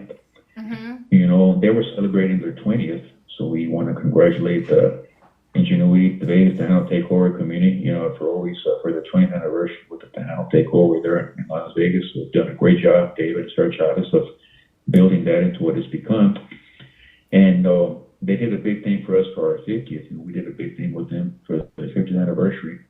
And now here this year, you know, we did it in July of a few months back when they did the Vegas Tejano takeover. We had some of our artists perform there. It wasn't a full Freddie event like it would have been nice to have been, but you know, we took into consideration that, hey, you know, I mean, it's the 20th anniversary for them, you know, and they extended the invitation to us. So the legends performed at that event. You know, it was Agustin, Sonny Osuna, Guzman and my dad, and they were backed up by like Cinco, which is a great band that knows their music. You know, the Tejano Orquesta style. You know, they backed them up there at the Westgate on the Saturday night show, and there was people from all over that were there celebrating with us. You know, people from all over Texas, from Florida, from the Midwest, from Chicago, from Wisconsin, from all over California, Oregon, you know, and Mexico. We had people from Mexico there coming from Monterrey, from San Luis Potosí. I mean, it was just a tremendous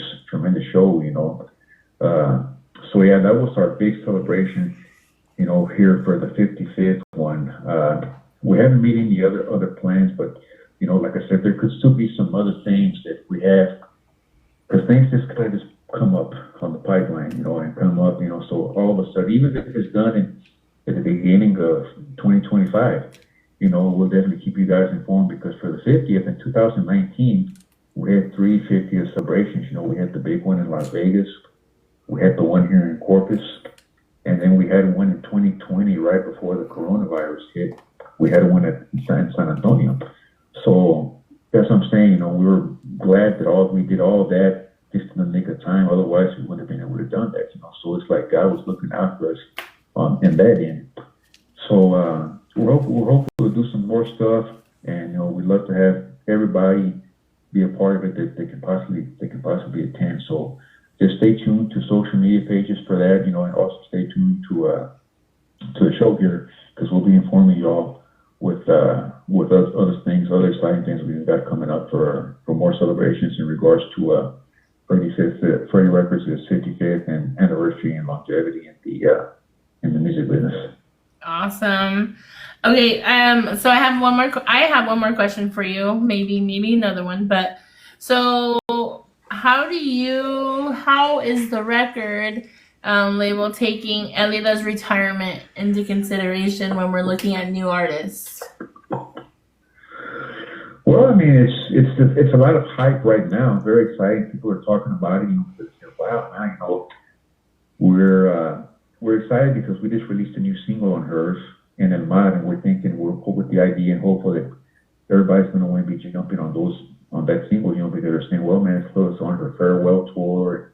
You know, we want to see her perform that live and this and that. So we're taking it, like I said, you know, it's unfortunate that she's going to possibly that she's going to be doing a farewell tour, because we want to have her in the business for as long as we can, because we feel that Elida still has a lot more to give, you know. But of course, it's her personal decision. It's a respectful decision.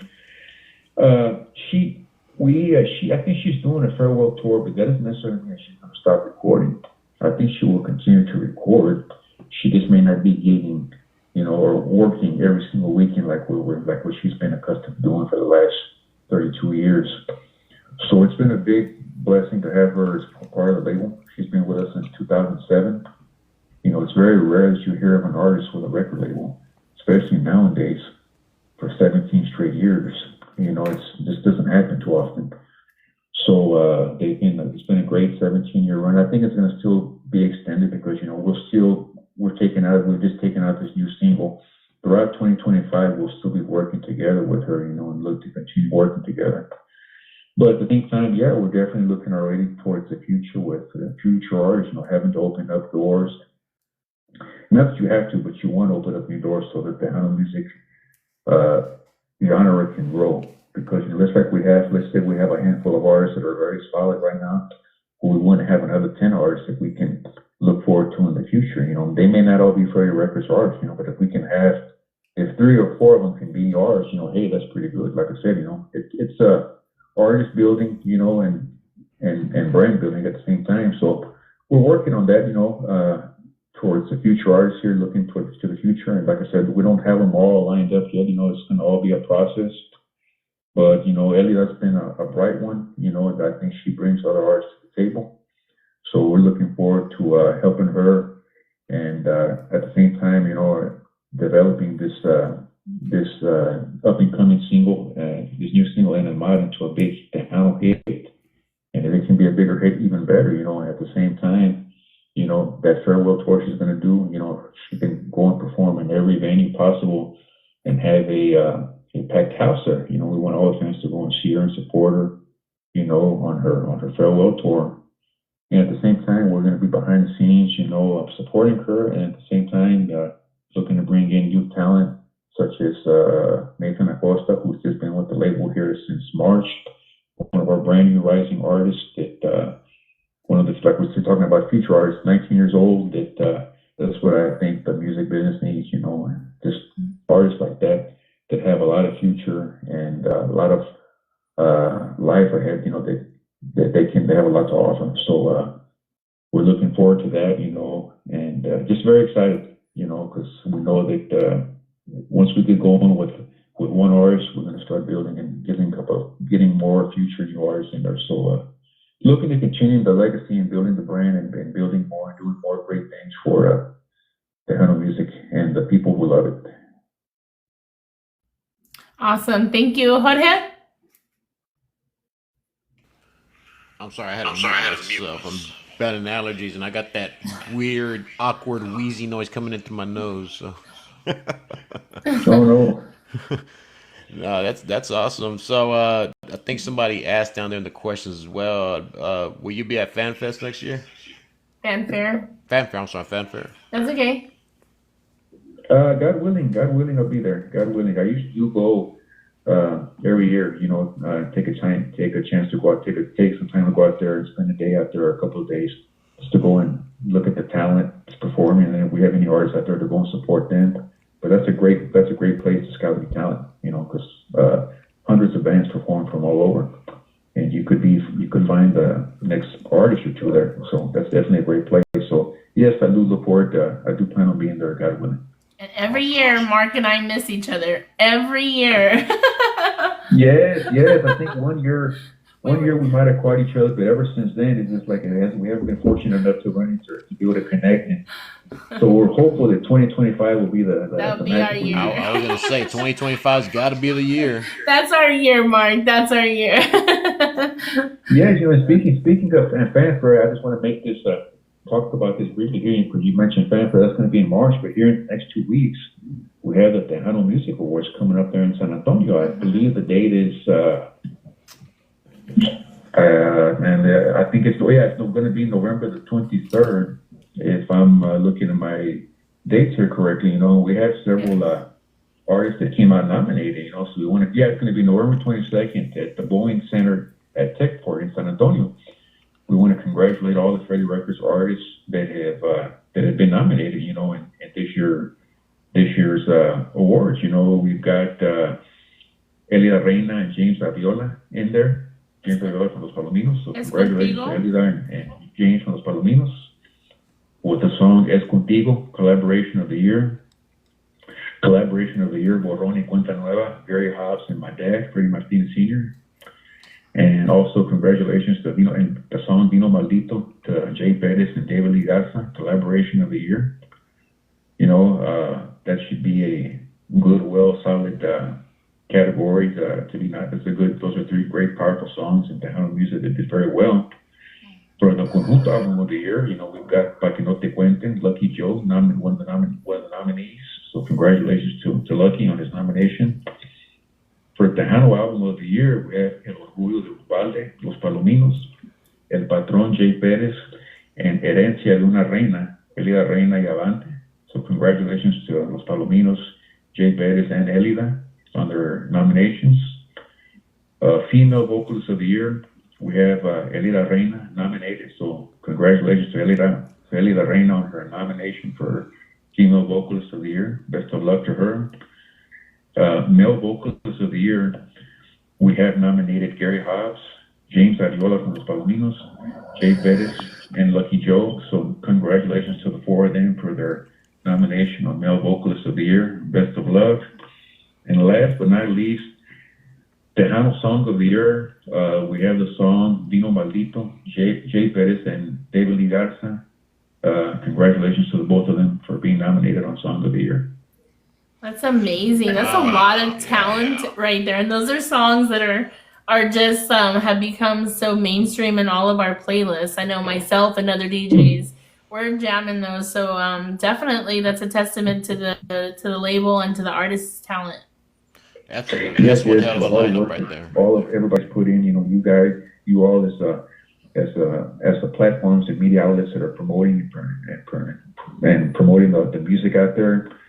As everybody else, the artists for promoting it at their shows and recording it. The label, doing their part to promote and keep the artists relevant. Everybody, it's a great line of, it's a great chain, a great teamwork effort between everybody. So looking forward to that, so that's the next big thing for the Tejano scene coming up on November the 22nd on a Friday at Boeing Center at Techport. So all of y'all, please join us if you can that evening in San Antonio. And if not, well, like I said, we'll definitely, primeramente, you'll see you guys at the Fair in March 2025. Yeah. Absolutely. Go ahead, Jorge. Sorry. No, I'm good. You're good? Jason, do you have any questions? Yeah. So, pretty much recapping, perfect timing, I guess. So, I have 10 quick questions, Mark. You can just, pick either or you can say skip and we won't answer.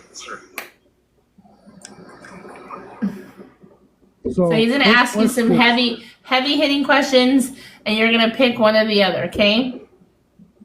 Okay, so then in other words, if there's an answer and one of them answering, if there's an answer, or is that how it works? He's gonna ask you to pick between one or the other, and you have to pick one or the other. Yeah.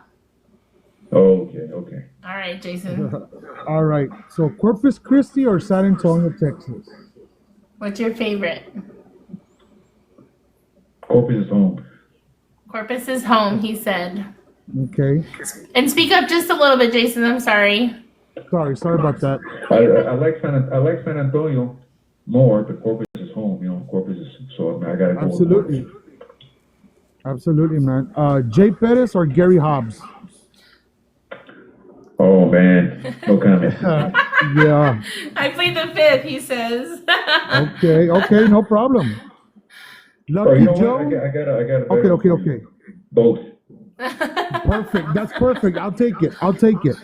That's the politically correct answer there. Lucky Joe or Signo?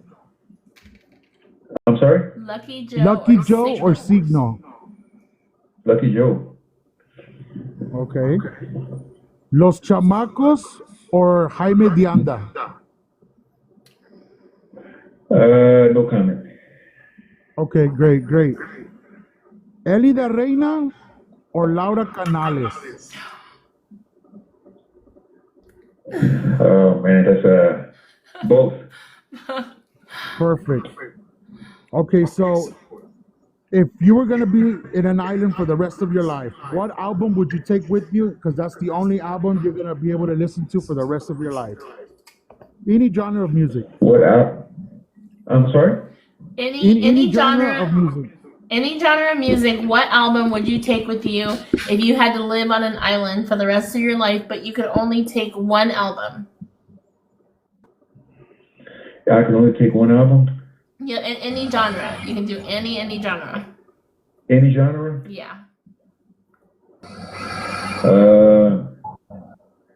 One of my dad's albums. Perfect. Anyone in particular that's your favorite, or just it doesn't matter? Te traigo estas flores. I like that. Yeah, I like that one. Yeah. I would have said Elvis Presley, man, because that's a close second, man. But I can't pick him over Dad. Okay, so in your eyes, who's the king of Tejano? I'm sorry? Who's the king of Tejano? In your eyes, who is the king of Tejano music? Oh, the king of Tejano music? Mm-hmm. I've always said my dad is el embajador. Okay. I don't know if that's going to be the same thing, or you can put that in the same category. Yeah. Like that, but there's so many. There's been so many names. There's been so many, But I'm gonna give it to my dad.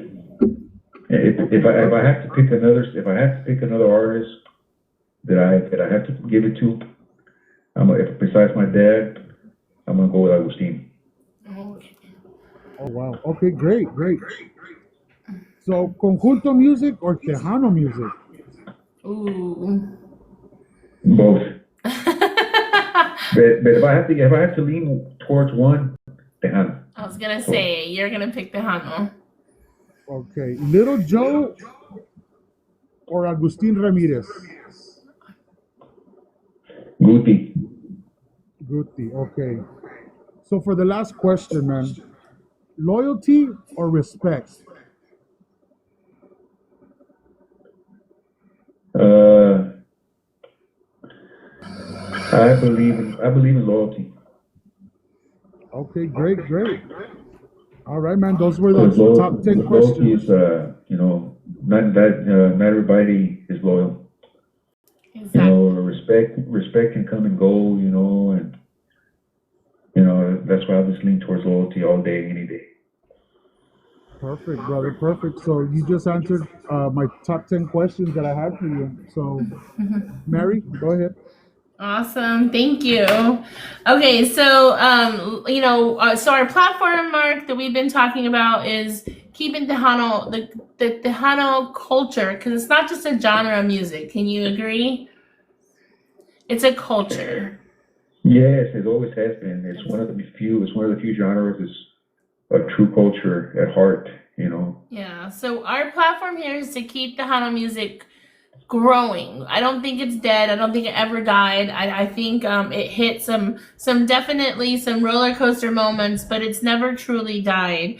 So our platform here is to keep the Tejano music, evolving, keeping us talking about it, keeping us on the forefront, keeping it on TikTok, keeping it on Facebook, keeping it on all the social medias, because radio is a hard place to be right now, right? With all the apps and streaming services and social media. So our goal here is to keep the Hana music growing and keeping it strong. So in this day and age with so much technology, how hard has it truly been when we have an artist that can truly sing his own song, play his own instruments, he can write it, produce it, sing it, and distribute it all on his own. How is that affecting your label, or do you think that it's just another competition, like it's just another way of getting music out there?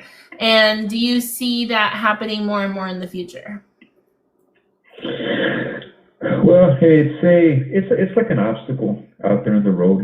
It's a little challenging because artists think, well, I can do it all on my own. More for me. I don't have to split the pie or the cake with anybody. But a lot of times, if they're not, and this is the word respected. This is where the word respected comes into place. If they're not well respected or well known, or they don't have like a kind of name behind that, it's going to be challenging because they're going to have something that the people find appealing, for them to get accepted. They're going to have to, people are going to have to take a liking to them. The media people, radio people, everybody out there in the business is going to have to take a liking to them for them to really be considered. Something's got to give with that artist, for them to go. When the label like us, not that everything that we put out is a hit, because that's not the case. But for example, the Freddie Records name has got a very well respected brand name. It's been in the business 55 years. So for the most part, people are going to give a listen to what comes out of there. That doesn't mean it's going to get played, but they're going to give it that listen, which is most of the time is all you can ask. If they give it a listen, they happen to like it. Hey, it works out. It works out pretty good. So it does make it challenging because more artists do think they can do things on their own, but they don't have all the ingredients. They may not have all the, and I'm not knocking them, I don't mean this disrespectfully. They may not know the process and the step-by-steps and the ingredients that it takes to make this work and to make it go long haul. They may be able to get to first base, but that's as far as they get. What does it take to get to second base, to get to third base? What does it take to hit the home run, or what does it take to hit the singles? They get stuck at a certain thing, or they start working a certain way, and that's not the way it works. It's not effective that way. That's really a hurtful way for the artist. It hurts them in the long term. So Yeah, I still like the record label shots, record labels changes, and I mean this respectfully because of the experience and because of all the things that we've known and we've seen that it works throughout the years, and they continue to work. They continue to work. That doesn't mean that everything is going to be smooth and everything, but I still feel confident that we'll still be able to persuade and get young artists or get other artists in general to continue to come and record with Freddie Records in the future. But I also applaud those, and we applaud those. They decide that they want to do it, independently and on their own. Best of luck to them. Understand that, yeah. I definitely see both sides of it. I can see how it could save an artist some money, but you're right. Then they have to go and do their distribution, find all the social media outlets where you all have connections. Like I'm able to say, like, hey, I get music from like the labels, and I get music from here. I also can buy them, but it's also nice knowing I have that little, like, hey, I know Marc for sure is gonna send me this or whatever, so we will play it. But I agree. I think it is tough on both sides, and I commend artists that do it, but I see your side of that now. Even in this digital age, having a record label to back you might benefit a lot of our artists. Yes, it does. Because it'll open up your doors. If you sit there and think about it very, very strongly, think about it, think about the whole picture, you'd be a little bit wiser making the decision to go with a record label. Understand. Because you have that extra backing. It's always good to have that extra backing. When you're independently, the most of it is all of it's gonna fall on you and whoever you decide to be a part of that. To be a part of your team or of your project. So it is very, very challenging. And it costs. Like I said, it's nothing is free. None of that is completely free. So there comes a time where it becomes a little bit it can become pricey. So that would be my advice. Just always consider a record label, but they have the ultimate decision, and we hope to make with the best decision for themselves. Whatever the best decision is for the respective artists, may they make it, and hopefully it works out for them. Yeah. Jorge, do you have another question?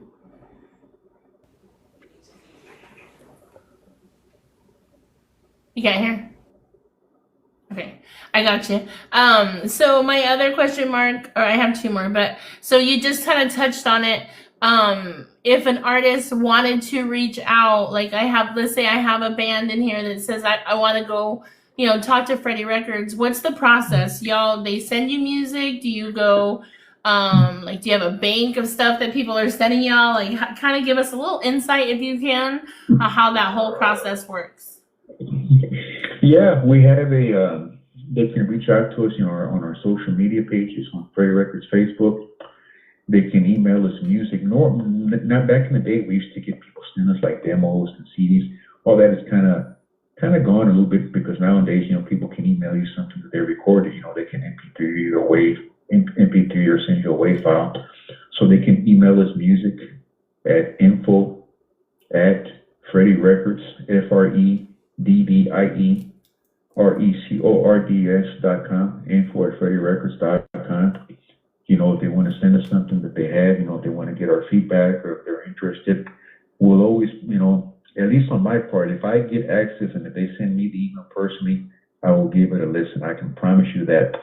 I can't promise you, and I promise you that if they correspond with me, that I'll get back to them. The only thing I cannot promise you is that I'm going to sign you, or we're going to sign you to record you, because I can't do that. I can't go that far and say, but I will promise you that I will listen to the music and at least let you know, or if we can't do something for you, if I can't do something for you, at least I can possibly guide you in the right direction.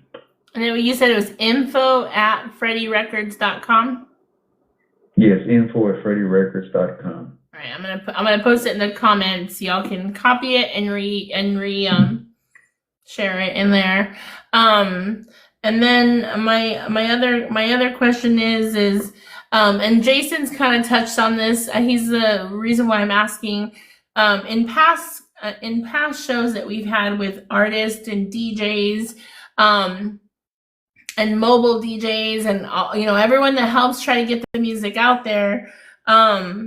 How do y'all feel about collaboration? So we see that in a lot in the other genres of music.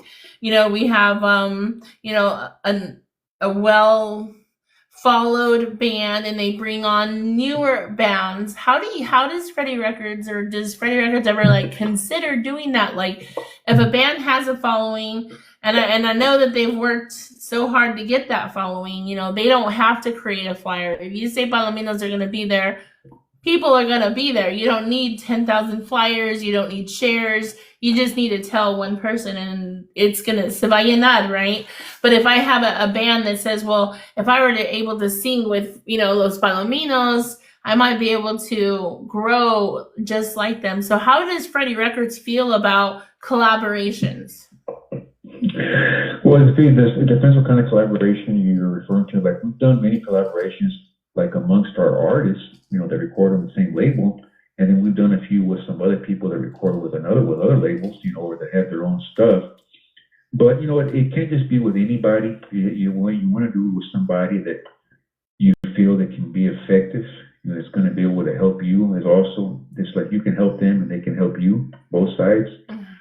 Or if it's an artist that you feel very, very strongly about and you want to try to help build them, okay, you can also, if you can maybe try to put a collaboration with them and another artist together to see if the other artist got to be willing to do it. Not really, it's going to have to take two to tango here. Like, that's what I'm trying to say is, the other artist is willing to extend that hand, excuse me, and do a collaboration with a beginning artist who has potential, but it's not quite there yet. Yeah, we believe in that as well.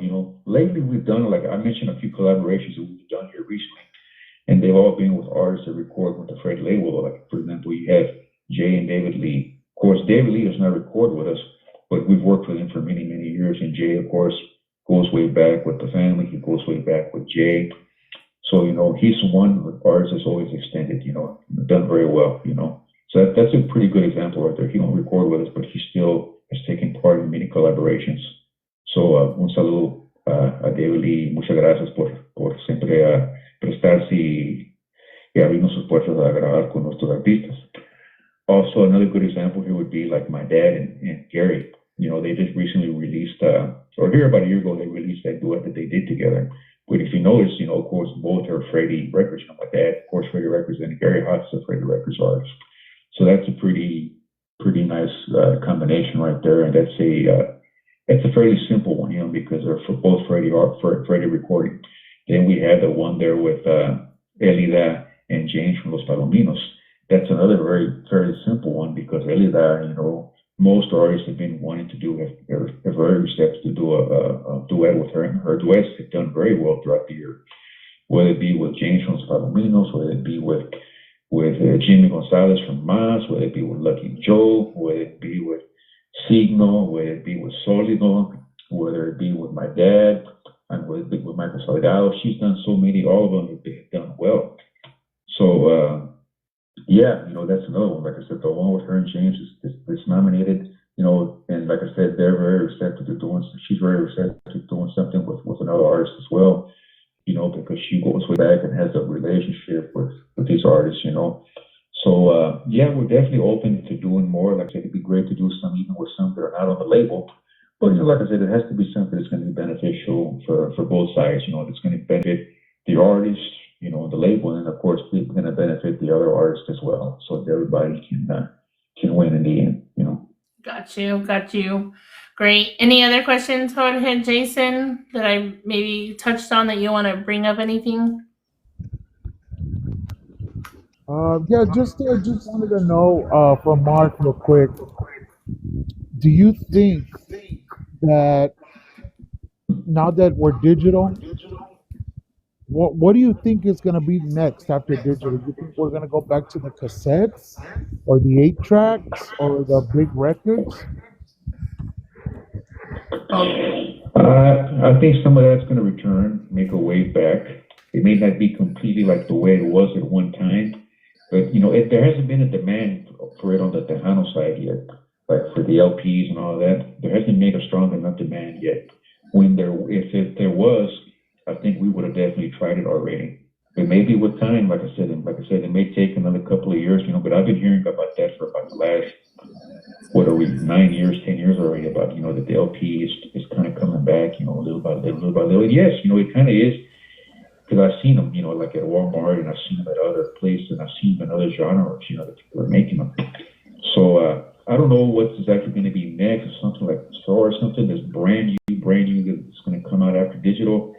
I mean, I have no clue, I don't know, we'd have to ask AI about that, or, God's the only one that can answer that one right there, but I think we're going to see like a little bit of a return eventually down the road, of perhaps the 8-tracks and LPs, I think everything will come back again, full circle again, make a wave in the business. Like I said, CDs may not ever completely go out, because I don't see them completely out. Like right now, I can literally say I see cassettes completely out, because I haven't seen a cassette in I don't know how long, So unless you go to like an antique store, like there used to be a store there, I think it was in Oak Cliff, there in the Dallas area, Partidas, they would still sell cassettes and things like that, but that's been, over 10 years, CDs have not gone to that extreme just yet, at least not with us. And I still think there's a few other people out there that'll still make some. So we're not allowing the CD to die out completely by any means. So I think we're going to see a little surge in the LP, believe it or not. It may still be some time, it may still be another 3 years, 5 years. It may be next year, I don't know, but I think we'll see another surge in the LP eventually. I mean, and we have Los Latin Horns out there from the San Antonio area. They mentioned that the newer generations is getting into the vinyl, so we might see an increase in the vinyls. I would definitely encourage that, because I love it when I see the young generation, or the new young kids, the new youth, seeing taking a liking to some of the stuff or taking a liking to the antique stuff like the vinyls. I like for them, I like it. I like to hear right now a 15-year-old say, you know what, man, I like this LP, or I like this vinyl, or I like this. I want to go buy the new CD on Sonny Osuna. Notice what I just said. A 15-year-old saying, I want to go buy a new CD on Sonny Osuna.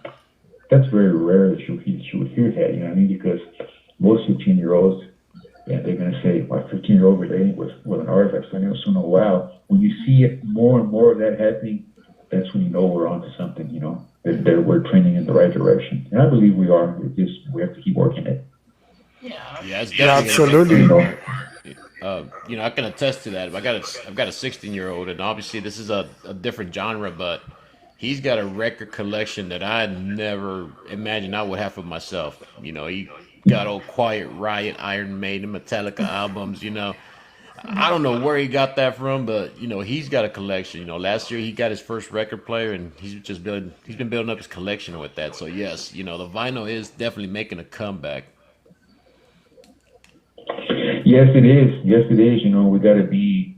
We're blessed to see that and thankful to see that, because there's a lot of people that probably thought that it would never, but that goes to show you that never say never count anything or anyone out. Because when you least expect it, things return. That's why you never get rid of your old school tricks and techniques, because it's still effective in this day of age, So that's a lot of proof right there. Yeah, absolutely, man. Real quick, what do you think of the AI that, like, they'll do on YouTube, for instance? This is where I've seen it. Like Selena, that's no longer here. They'll have AI sing a Juan Gabriel song, stuff like that. Like Selena singing a Juan Gabriel song? Yeah, it's on YouTube. Okay, I haven't seen it, but I think that's just part of making things interesting. That's clickbait, that people can click on it and check it out, and for people to enjoy, to make the world interesting. People got to have some kind of content to look at, and something out of the not it's something that's not it's not almost not possible, or not almost impossible. You got to throw those things like that out there just to kind of make people scratch their head and think, wow, or make people say, what am I seeing this right, or am I looking? That's what I think it's about, and click and saying, like I said, something to click on, and something to, because once people click on that, if they click on it once, maybe twice, you're gonna start seeing more and more things like that pop up that you wouldn't have expected. So I think it's interesting. It's quite the thing. It's to grab. I think it's basically to grab people's attention. I'm not against it in any way. I don't have anything against it. Yeah, me neither. Yeah. It's cool. Thank you. Yeah, it's just like that Definitely, those definitely. holograms. I'm sorry. If it brings a smile to people's faces, man, if it makes people smile and laugh and brings back a beautiful memory, or hey, I'm all for it. Right, it's just like those holograms that were going around those concerts with Freddie Mercury and Tupac Shakur. They're having concerts and up pops up a hologram of these artists. At first I was like, oh wow, that's interesting. At the same time, like that's a little bit morbid, but it's everything's got its niche market. Yeah, so long as it's not hurting anybody's health, or anybody in a physical way, or hurting anybody to where somebody is suffering, I don't see a problem with it. You know what I mean? If it was something that's hurting the world, that's really, really hurting people, or hurting people in a way to where, financially, where they're not surviving, or something like that, where they don't know, or hurting people in a bad way, there would not be a healthy way. That's the only way I would see something that I would be maybe against it. I would probably be against it. Right. But I don't know that to be the case yet, and I haven't heard of anything like that being the case. So I guess right now, it's okay. To kind of go along with what Jason was just talking about as far as AI, how do y'all feel about AI writing music for us? How do we feel about it? No, I don't. You never know, man. You look at it like this. You try not. All you want is you want a hit song. Wherever it comes from. You're looking for a hit song. It shouldn't matter where it comes from. Now, so long as, once again, I repeat myself, so long as it's not somebody that's offending or hurting, or you're insulting somebody, wherever the song comes from, it's great. Whether it's AI or whether it's the neighbor next door, if it's a hit song, that's great. I have nothing against it, so long as it's not offending or insulting anybody, or talking bad about, to where it can put somebody's life in danger, or a family in danger, something like that, So long as nothing like that's going on, I'm all for it. So yeah, I would be all in for AI writing a song if it can create a hit, and if we don't have any problems, that what, we can even sign it to 361 Publishing, Freddie Records Publishing. Hey, let's do it. I would be all for it. Do you think that we're going to be able to tell the difference between an AI written song and a person that writes it?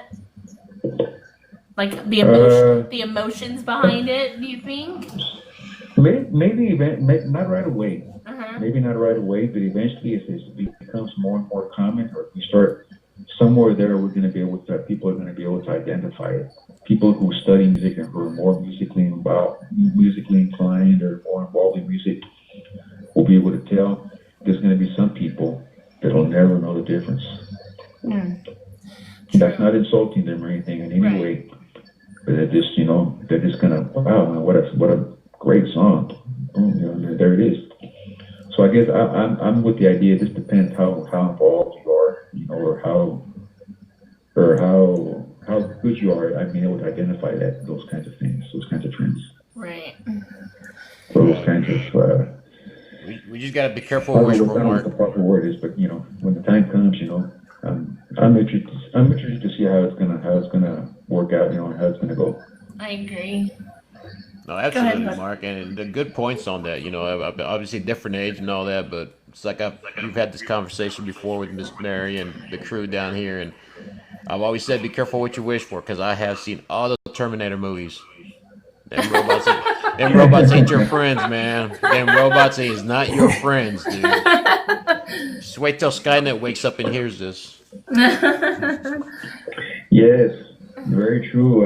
Very true, Jorge. You got to really, really be careful what you wish for. Be careful what you ask for, because it can blow up in your face and be a nightmare, or it can be the most beautiful thing that's ever come and across you, or it can be something that's like, what a nice moment. I'll cherish that, and then life goes on. So you never know, brother. You just never know, man. But just be prepared and alert. That's what my best advice would be. Oh yeah, absolutely. We have a few minutes left in our 2-hour segment here, Mark. I don't know how much longer you want to stay with us, but if y'all have questions for Mark, please comment them, and I'm gonna try and get them in as quickly as we can. But Jason, do you have anything? Do you have any other questions, comments towards Mark? Yes. Well, first of all, before I get to March, I just want to thank TikTok for giving us a platform for our culture to continue. And so thank you to TikTok. So Mark, your dad now is, or for a few years already, your dad has been in the música cristiana, correct? Yes.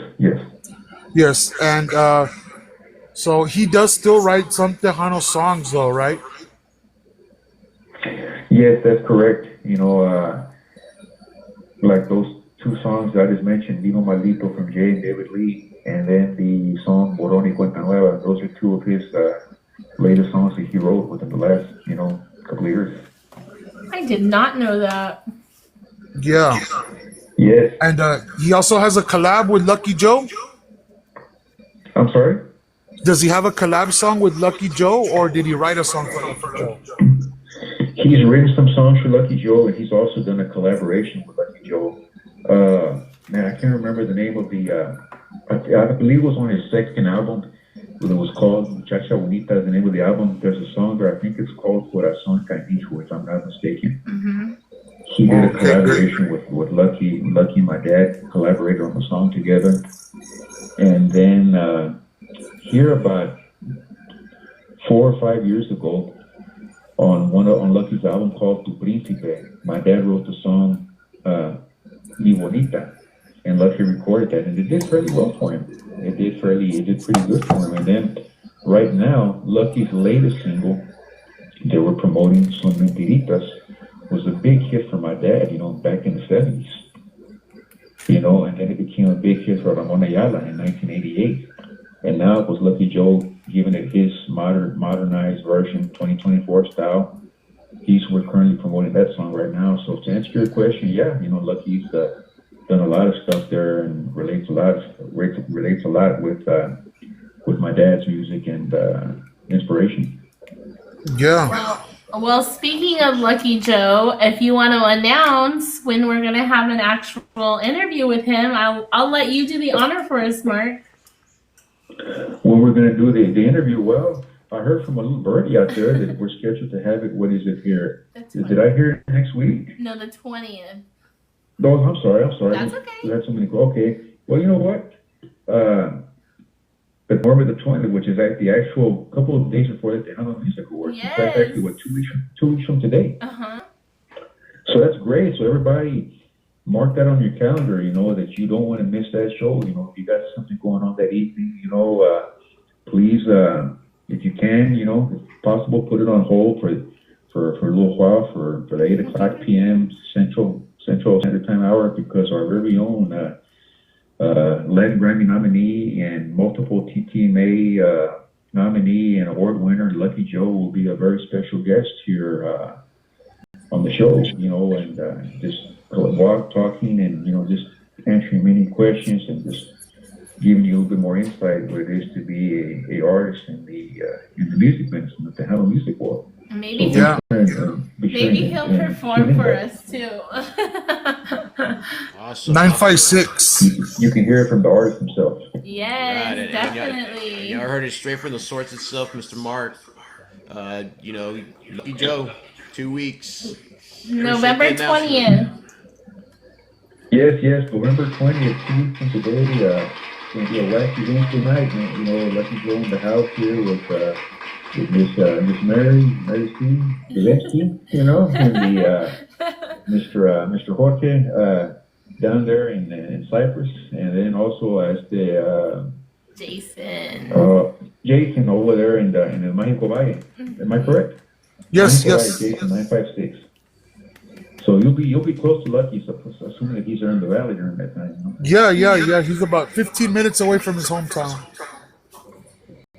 Oh wow, how cool! That's great. Yeah, no, you guys will be basically you'll be able to hear him answering the questions. You'll be able to hear you asking him the questions, and you guys will be so close by there, right? Yeah. And seeing each other, viral TikToks, 2 days before the TTMA Awards, so that'll be a great way to prep before the Tejano Music Awards.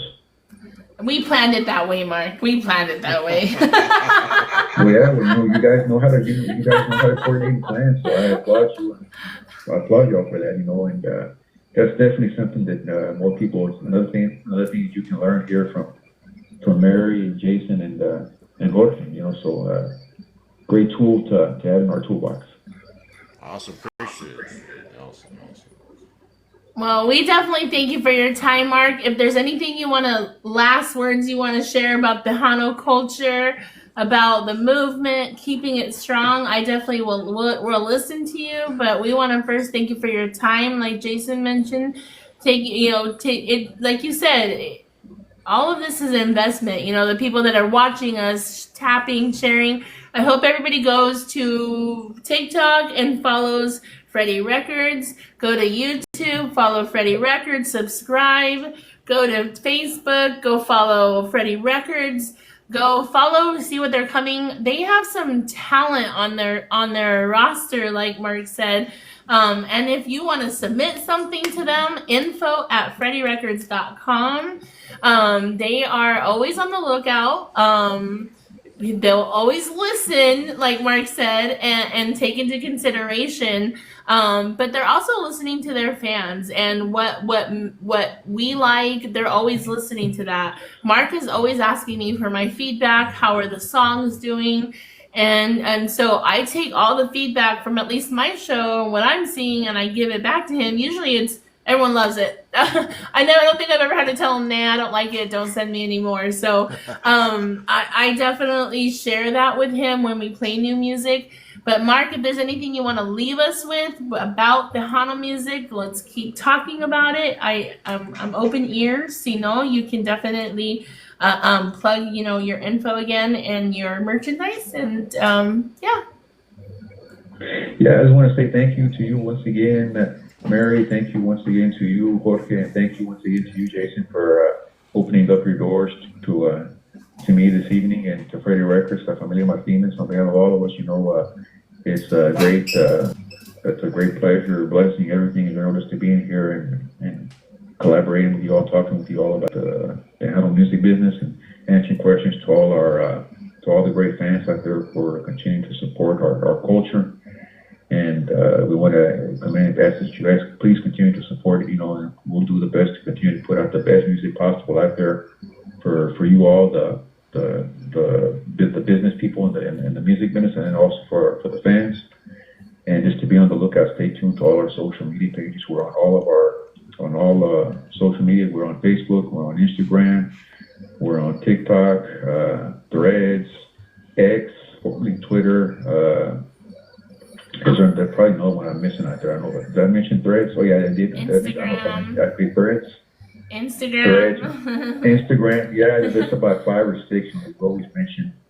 And I want to invite you also to follow us on our YouTube channel. Just subscribe for all your favorite Freddie Records content. All your favorite playlists.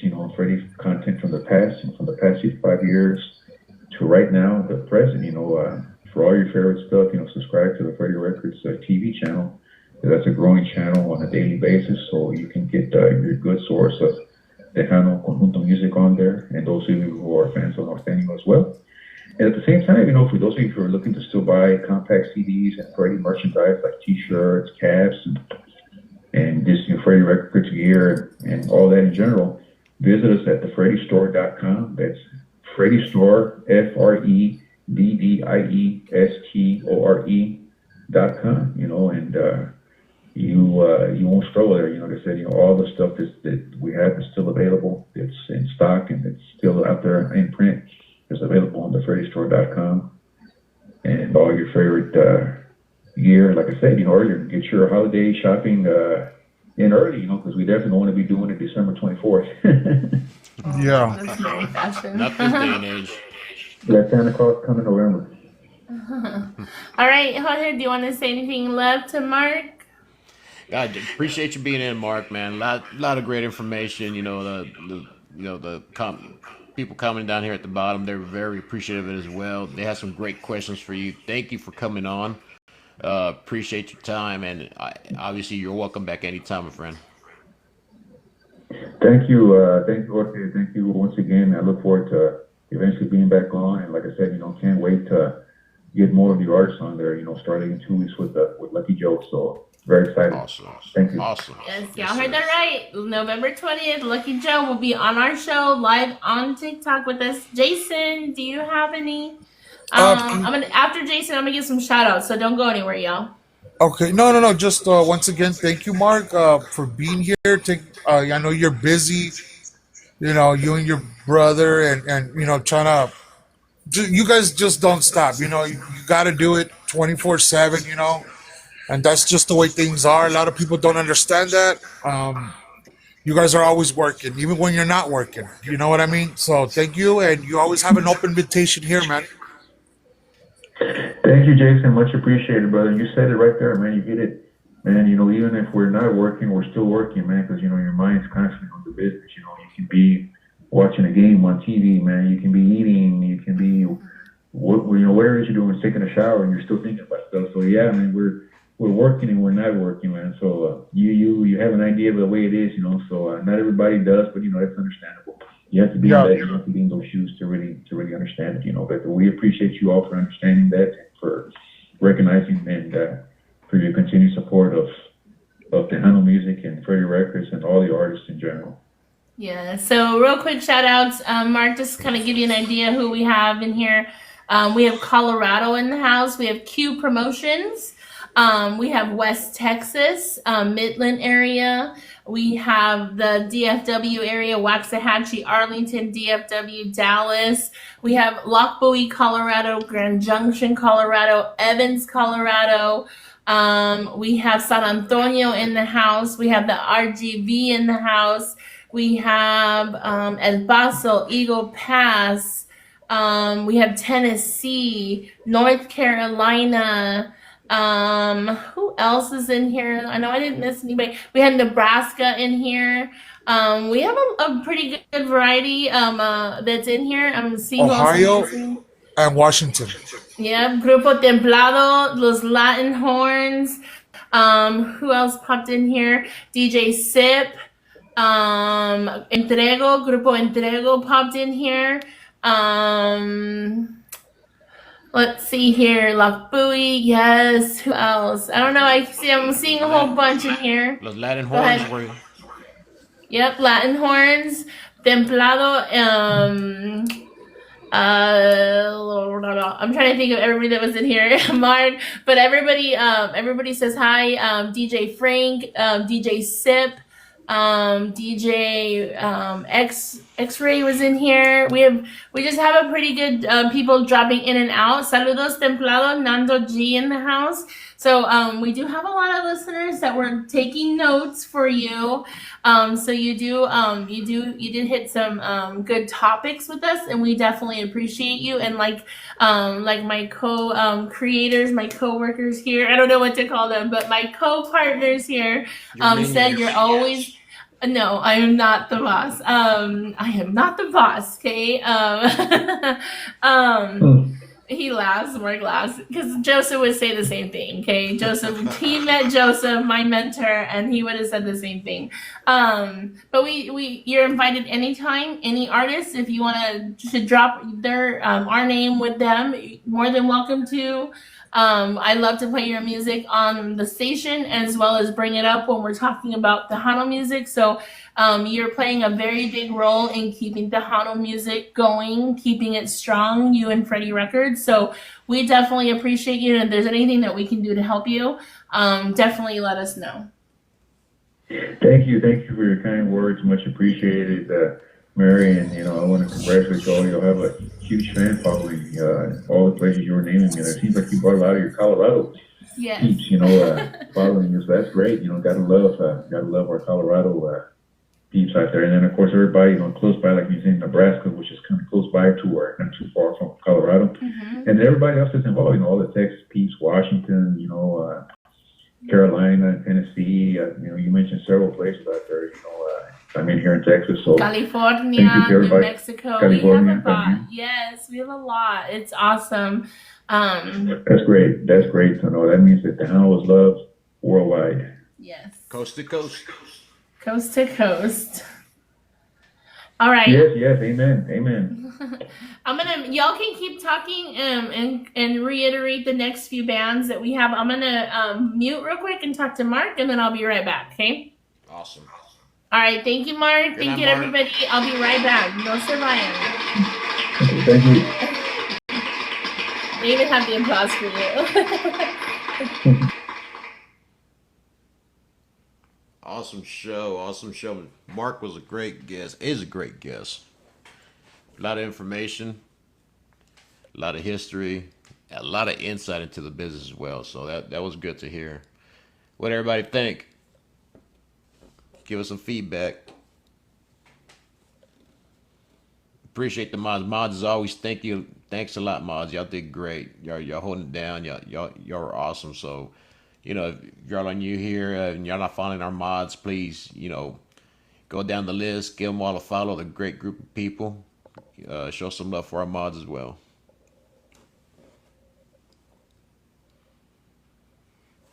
Guess while we're waiting, I can put on a little music.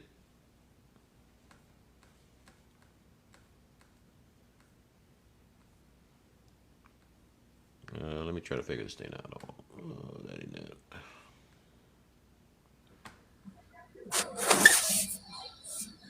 Yeah, again, thanks to the mods, Marie, Mel, El Tejano. Thank you guys. Thank you very much. You guys make it easy for us. You guys are part of the team.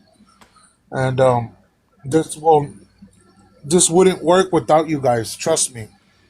That's a fact. Absolutely not. Absolutely. You hit the nail on the head, man. Awesome. Like I said, they're holding it down for us, man. They do. They really Definitely do, holding man. it down. We see y'all. When we're not talking, George and I, we're watching the bottom. You guys are doing great. Yeah, definitely. Keep up the good work, Liz as well. Everybody. And if I miss somebody, sorry.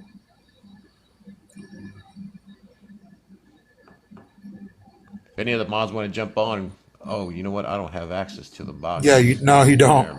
Never mind.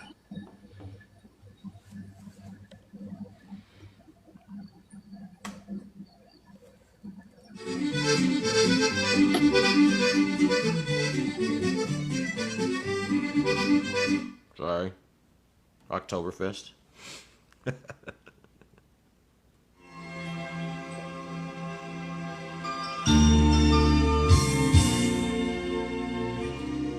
What you think, Jason? Good show, eh? Great, man. Great show. I loved it. I loved it when I would give him the choice and he didn't want to answer, man. That's the right answer, man. It's good questions, Jason. Real good question, man. You get an 8+. Thanks, George. What happened, bro? You couldn't hear us at one point? Yeah, I guess I pulled on it a little bit too much. The little, the connection to the mic. Yeah. The little aux cable, I guess, came loose. And when I started talking, I was like, "What the heck?" I could hear myself, and I was like, "Uh-oh." So that's what I Oh was like, man. yeah, I looked at the mute button. I was like, I'm not muted. Then I started jacking around with the wire, and I was like, there it was right there. Y luego para acabarla, I'm over here coughing up a lung, and No, hey, dude. Yesterday or 2 days ago, man, I had like a sinus infection or something, man. yeah, it's going around. I think that's what I got as well, man. It just, It's just the weather changing, bro. yeah, yeah, it is. It is. That's why I kind of kept on mute because, like I said, I was just wheezing, and I was like, oh man, I'm coughing and sneezing. I was like, Yeah, no, I hear you, man. I hear you. but yeah, I mean, I got to feel. I think I just pulled on that wire a little too hard, and it came off the mic. Oh, Salud. thank you.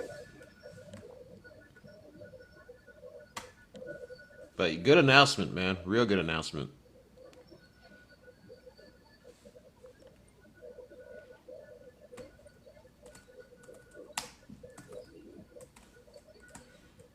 So we got some good guests to look forward to. Yep. You know, to start off the holiday season. I think I'm sorry, that was 2 weeks from now, right? Yeah. I don't have my So calendar up. we announced you and I think yes because um for the 29th. 29th. Yeah, the Oh, okay. live. Well, yeah, we talked about. Yeah, I mean, yeah, I don't see why not. Go ahead, Jason. Okay, so guys, so mods included for our loyal people that are been here with us since day one or whatever, or that's now joined and they're gonna be watching from here on out, guys.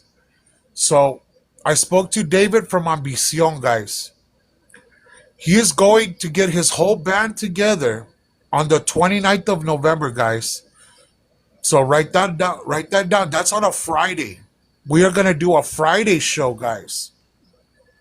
We are going to have them perform for you guys for about an hour or so, and you know, and that's our way of giving thanks from me, Mary, and George. You know, that's gonna be for you guys for being with us, watching our show week in and week out, and that's pretty much it, guys. And I will be there live, and so I'll have the camera on so you guys can see them perform. Absolutely, that's gonna be a great show. I mean, I think they did great when they did the acoustic one here a couple weeks ago, and Yeah, they're gonna be going full force. So man, that's gonna be a great show. So y'all make sure and pull up a chair that night, get comfortable, because yeah. Get your bucket of beer ready, guys, and bringing get it. ready. They're bringing it. Hey guys, There she is. here So I we am. just announced the 29th for our loyals. Oh yeah, yeah. So next week is Grupo Entrego, Chris Martinez, and then we have Lucky Joe, and then Los Latin Horns, and then Ambición for our thank you show. December, I have one weekend open in December, so I can't wait to drop that calendar. Right. I'm trying to get a feel tonight. It's gonna be me, the one-man band. It's gonna be you dancing. It's not a band. You're gonna be dancing. You and Jason both. Jason ya dijo. He just needs a hat or something and he'll dance. Oh for us. wow! Right? Isn't that what you said? You were gonna dance for a hat or something? What did I hear? Oh man, no, I don't know about that. Yeah, I think he said he'll do cartwheels. Cartwheels? Something? Oh shoot! I, Well, I if the bag is right. heard the bag is the show. Hello. I need 20 galaxies to make that happen. I was so 20. Yeah, I thought it was 10. I just went he up. thought about it. He Oh, thought the about price it. went up. The price went up. Popped He it thought up. about it. When you interview that would be your birthday. Well, what a birthday present. Maybe we'll have them send you a shout out, girl. There you go, man. So for the Lucky Joe song, we are gonna have those of us that want to attend and ask questions. I'm gonna have you all register for the live. So when I create the live and I post a video, you'll see the live event. I'll also share it with everybody. You'll register, and that's how we're gonna pick for who gets to ask questions, because I want it to be, we have to be able to vet, because we are gonna bring someone on to ask a few questions of Lucky Joe. So if you want to be entered in that, you're gonna want to register when I create the live for Lucky Joe. Okay? So we were supposed to pause this real. We're supposed to have a giveaway tonight. Are we still doing that? All right. Let me see if I can tell. I might have to wait until after the show to do the list of, because it tells me who shares. Oh, okay. Who commented, like the most comments, the shares. I think it tells me who viewed the longest. There's a whole bunch of analytics I get to see. So I'll video it. So, you know, we're not just gonna pick our favorites or anything. We're gonna pick from the most shared, and we're gonna give away what Jorge and Jason kind of went over at the beginning of the show. So for everyone that shared during the live, not at the moment, but at the live, you'll be entered in for a drawing. It's going to be a bucket. It's a Dos Equis bucket. A Dos Equis bucket, and then we're all the three of us are donating for stuff within the bucket, adult beverages, maybe like some koozies, things like that we have. And Jorge is delivering it to Greeley when Jamie. I'll be happy to. That's worth the drive. Nice just kidding. I'll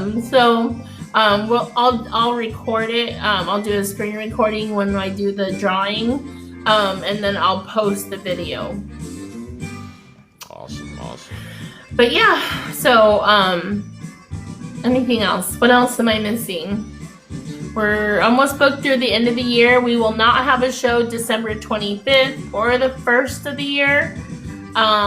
We'll start back up. Let me look at the date. We will start up. I believe January 7th, ain't it?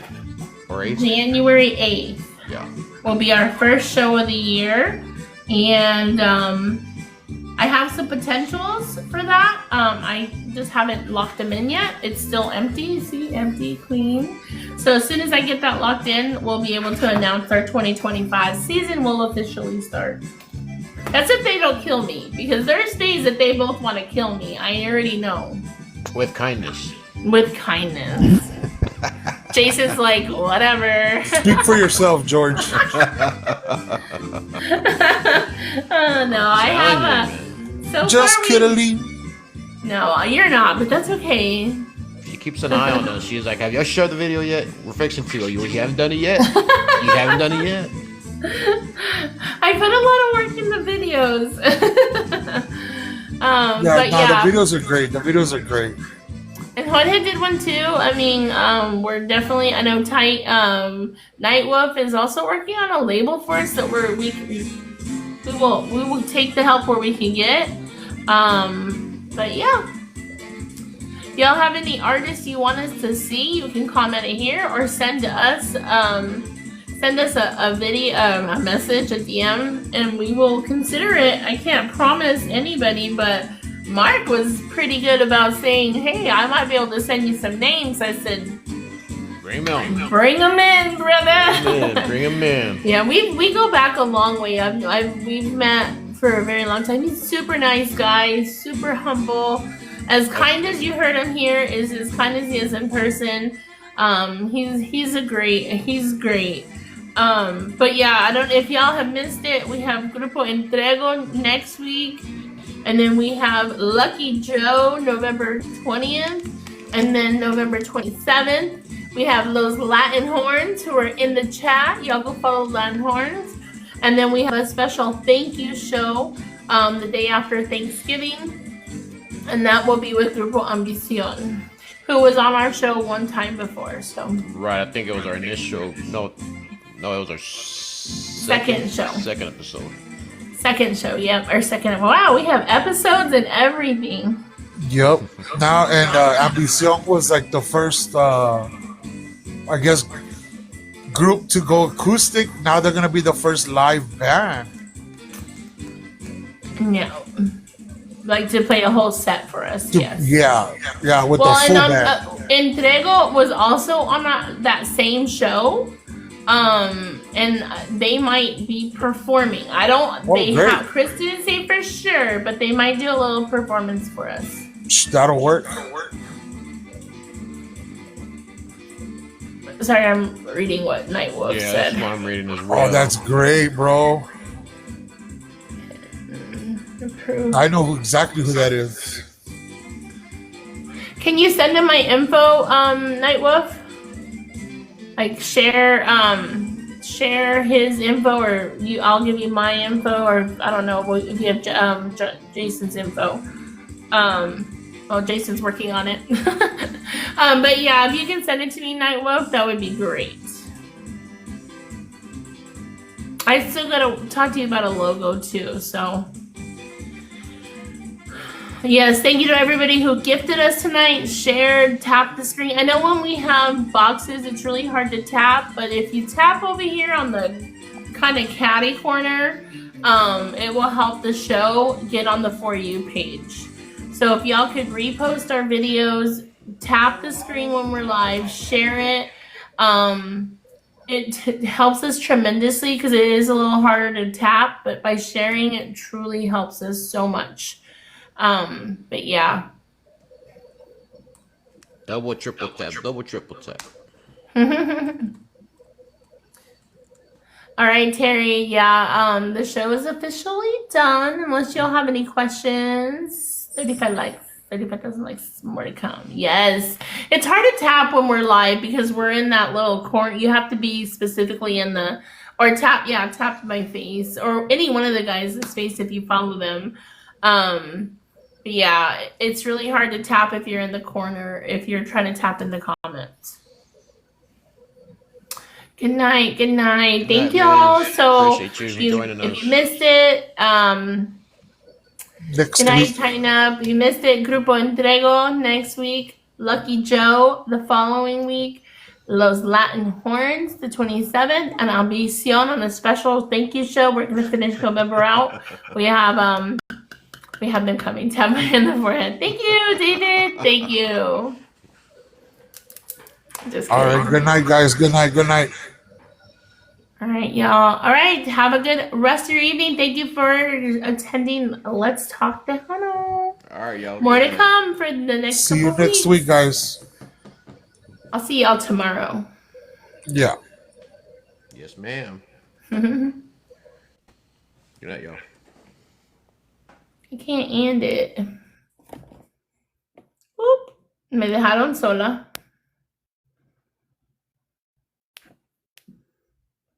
User error. Bing. Jeebus. Good night. All right.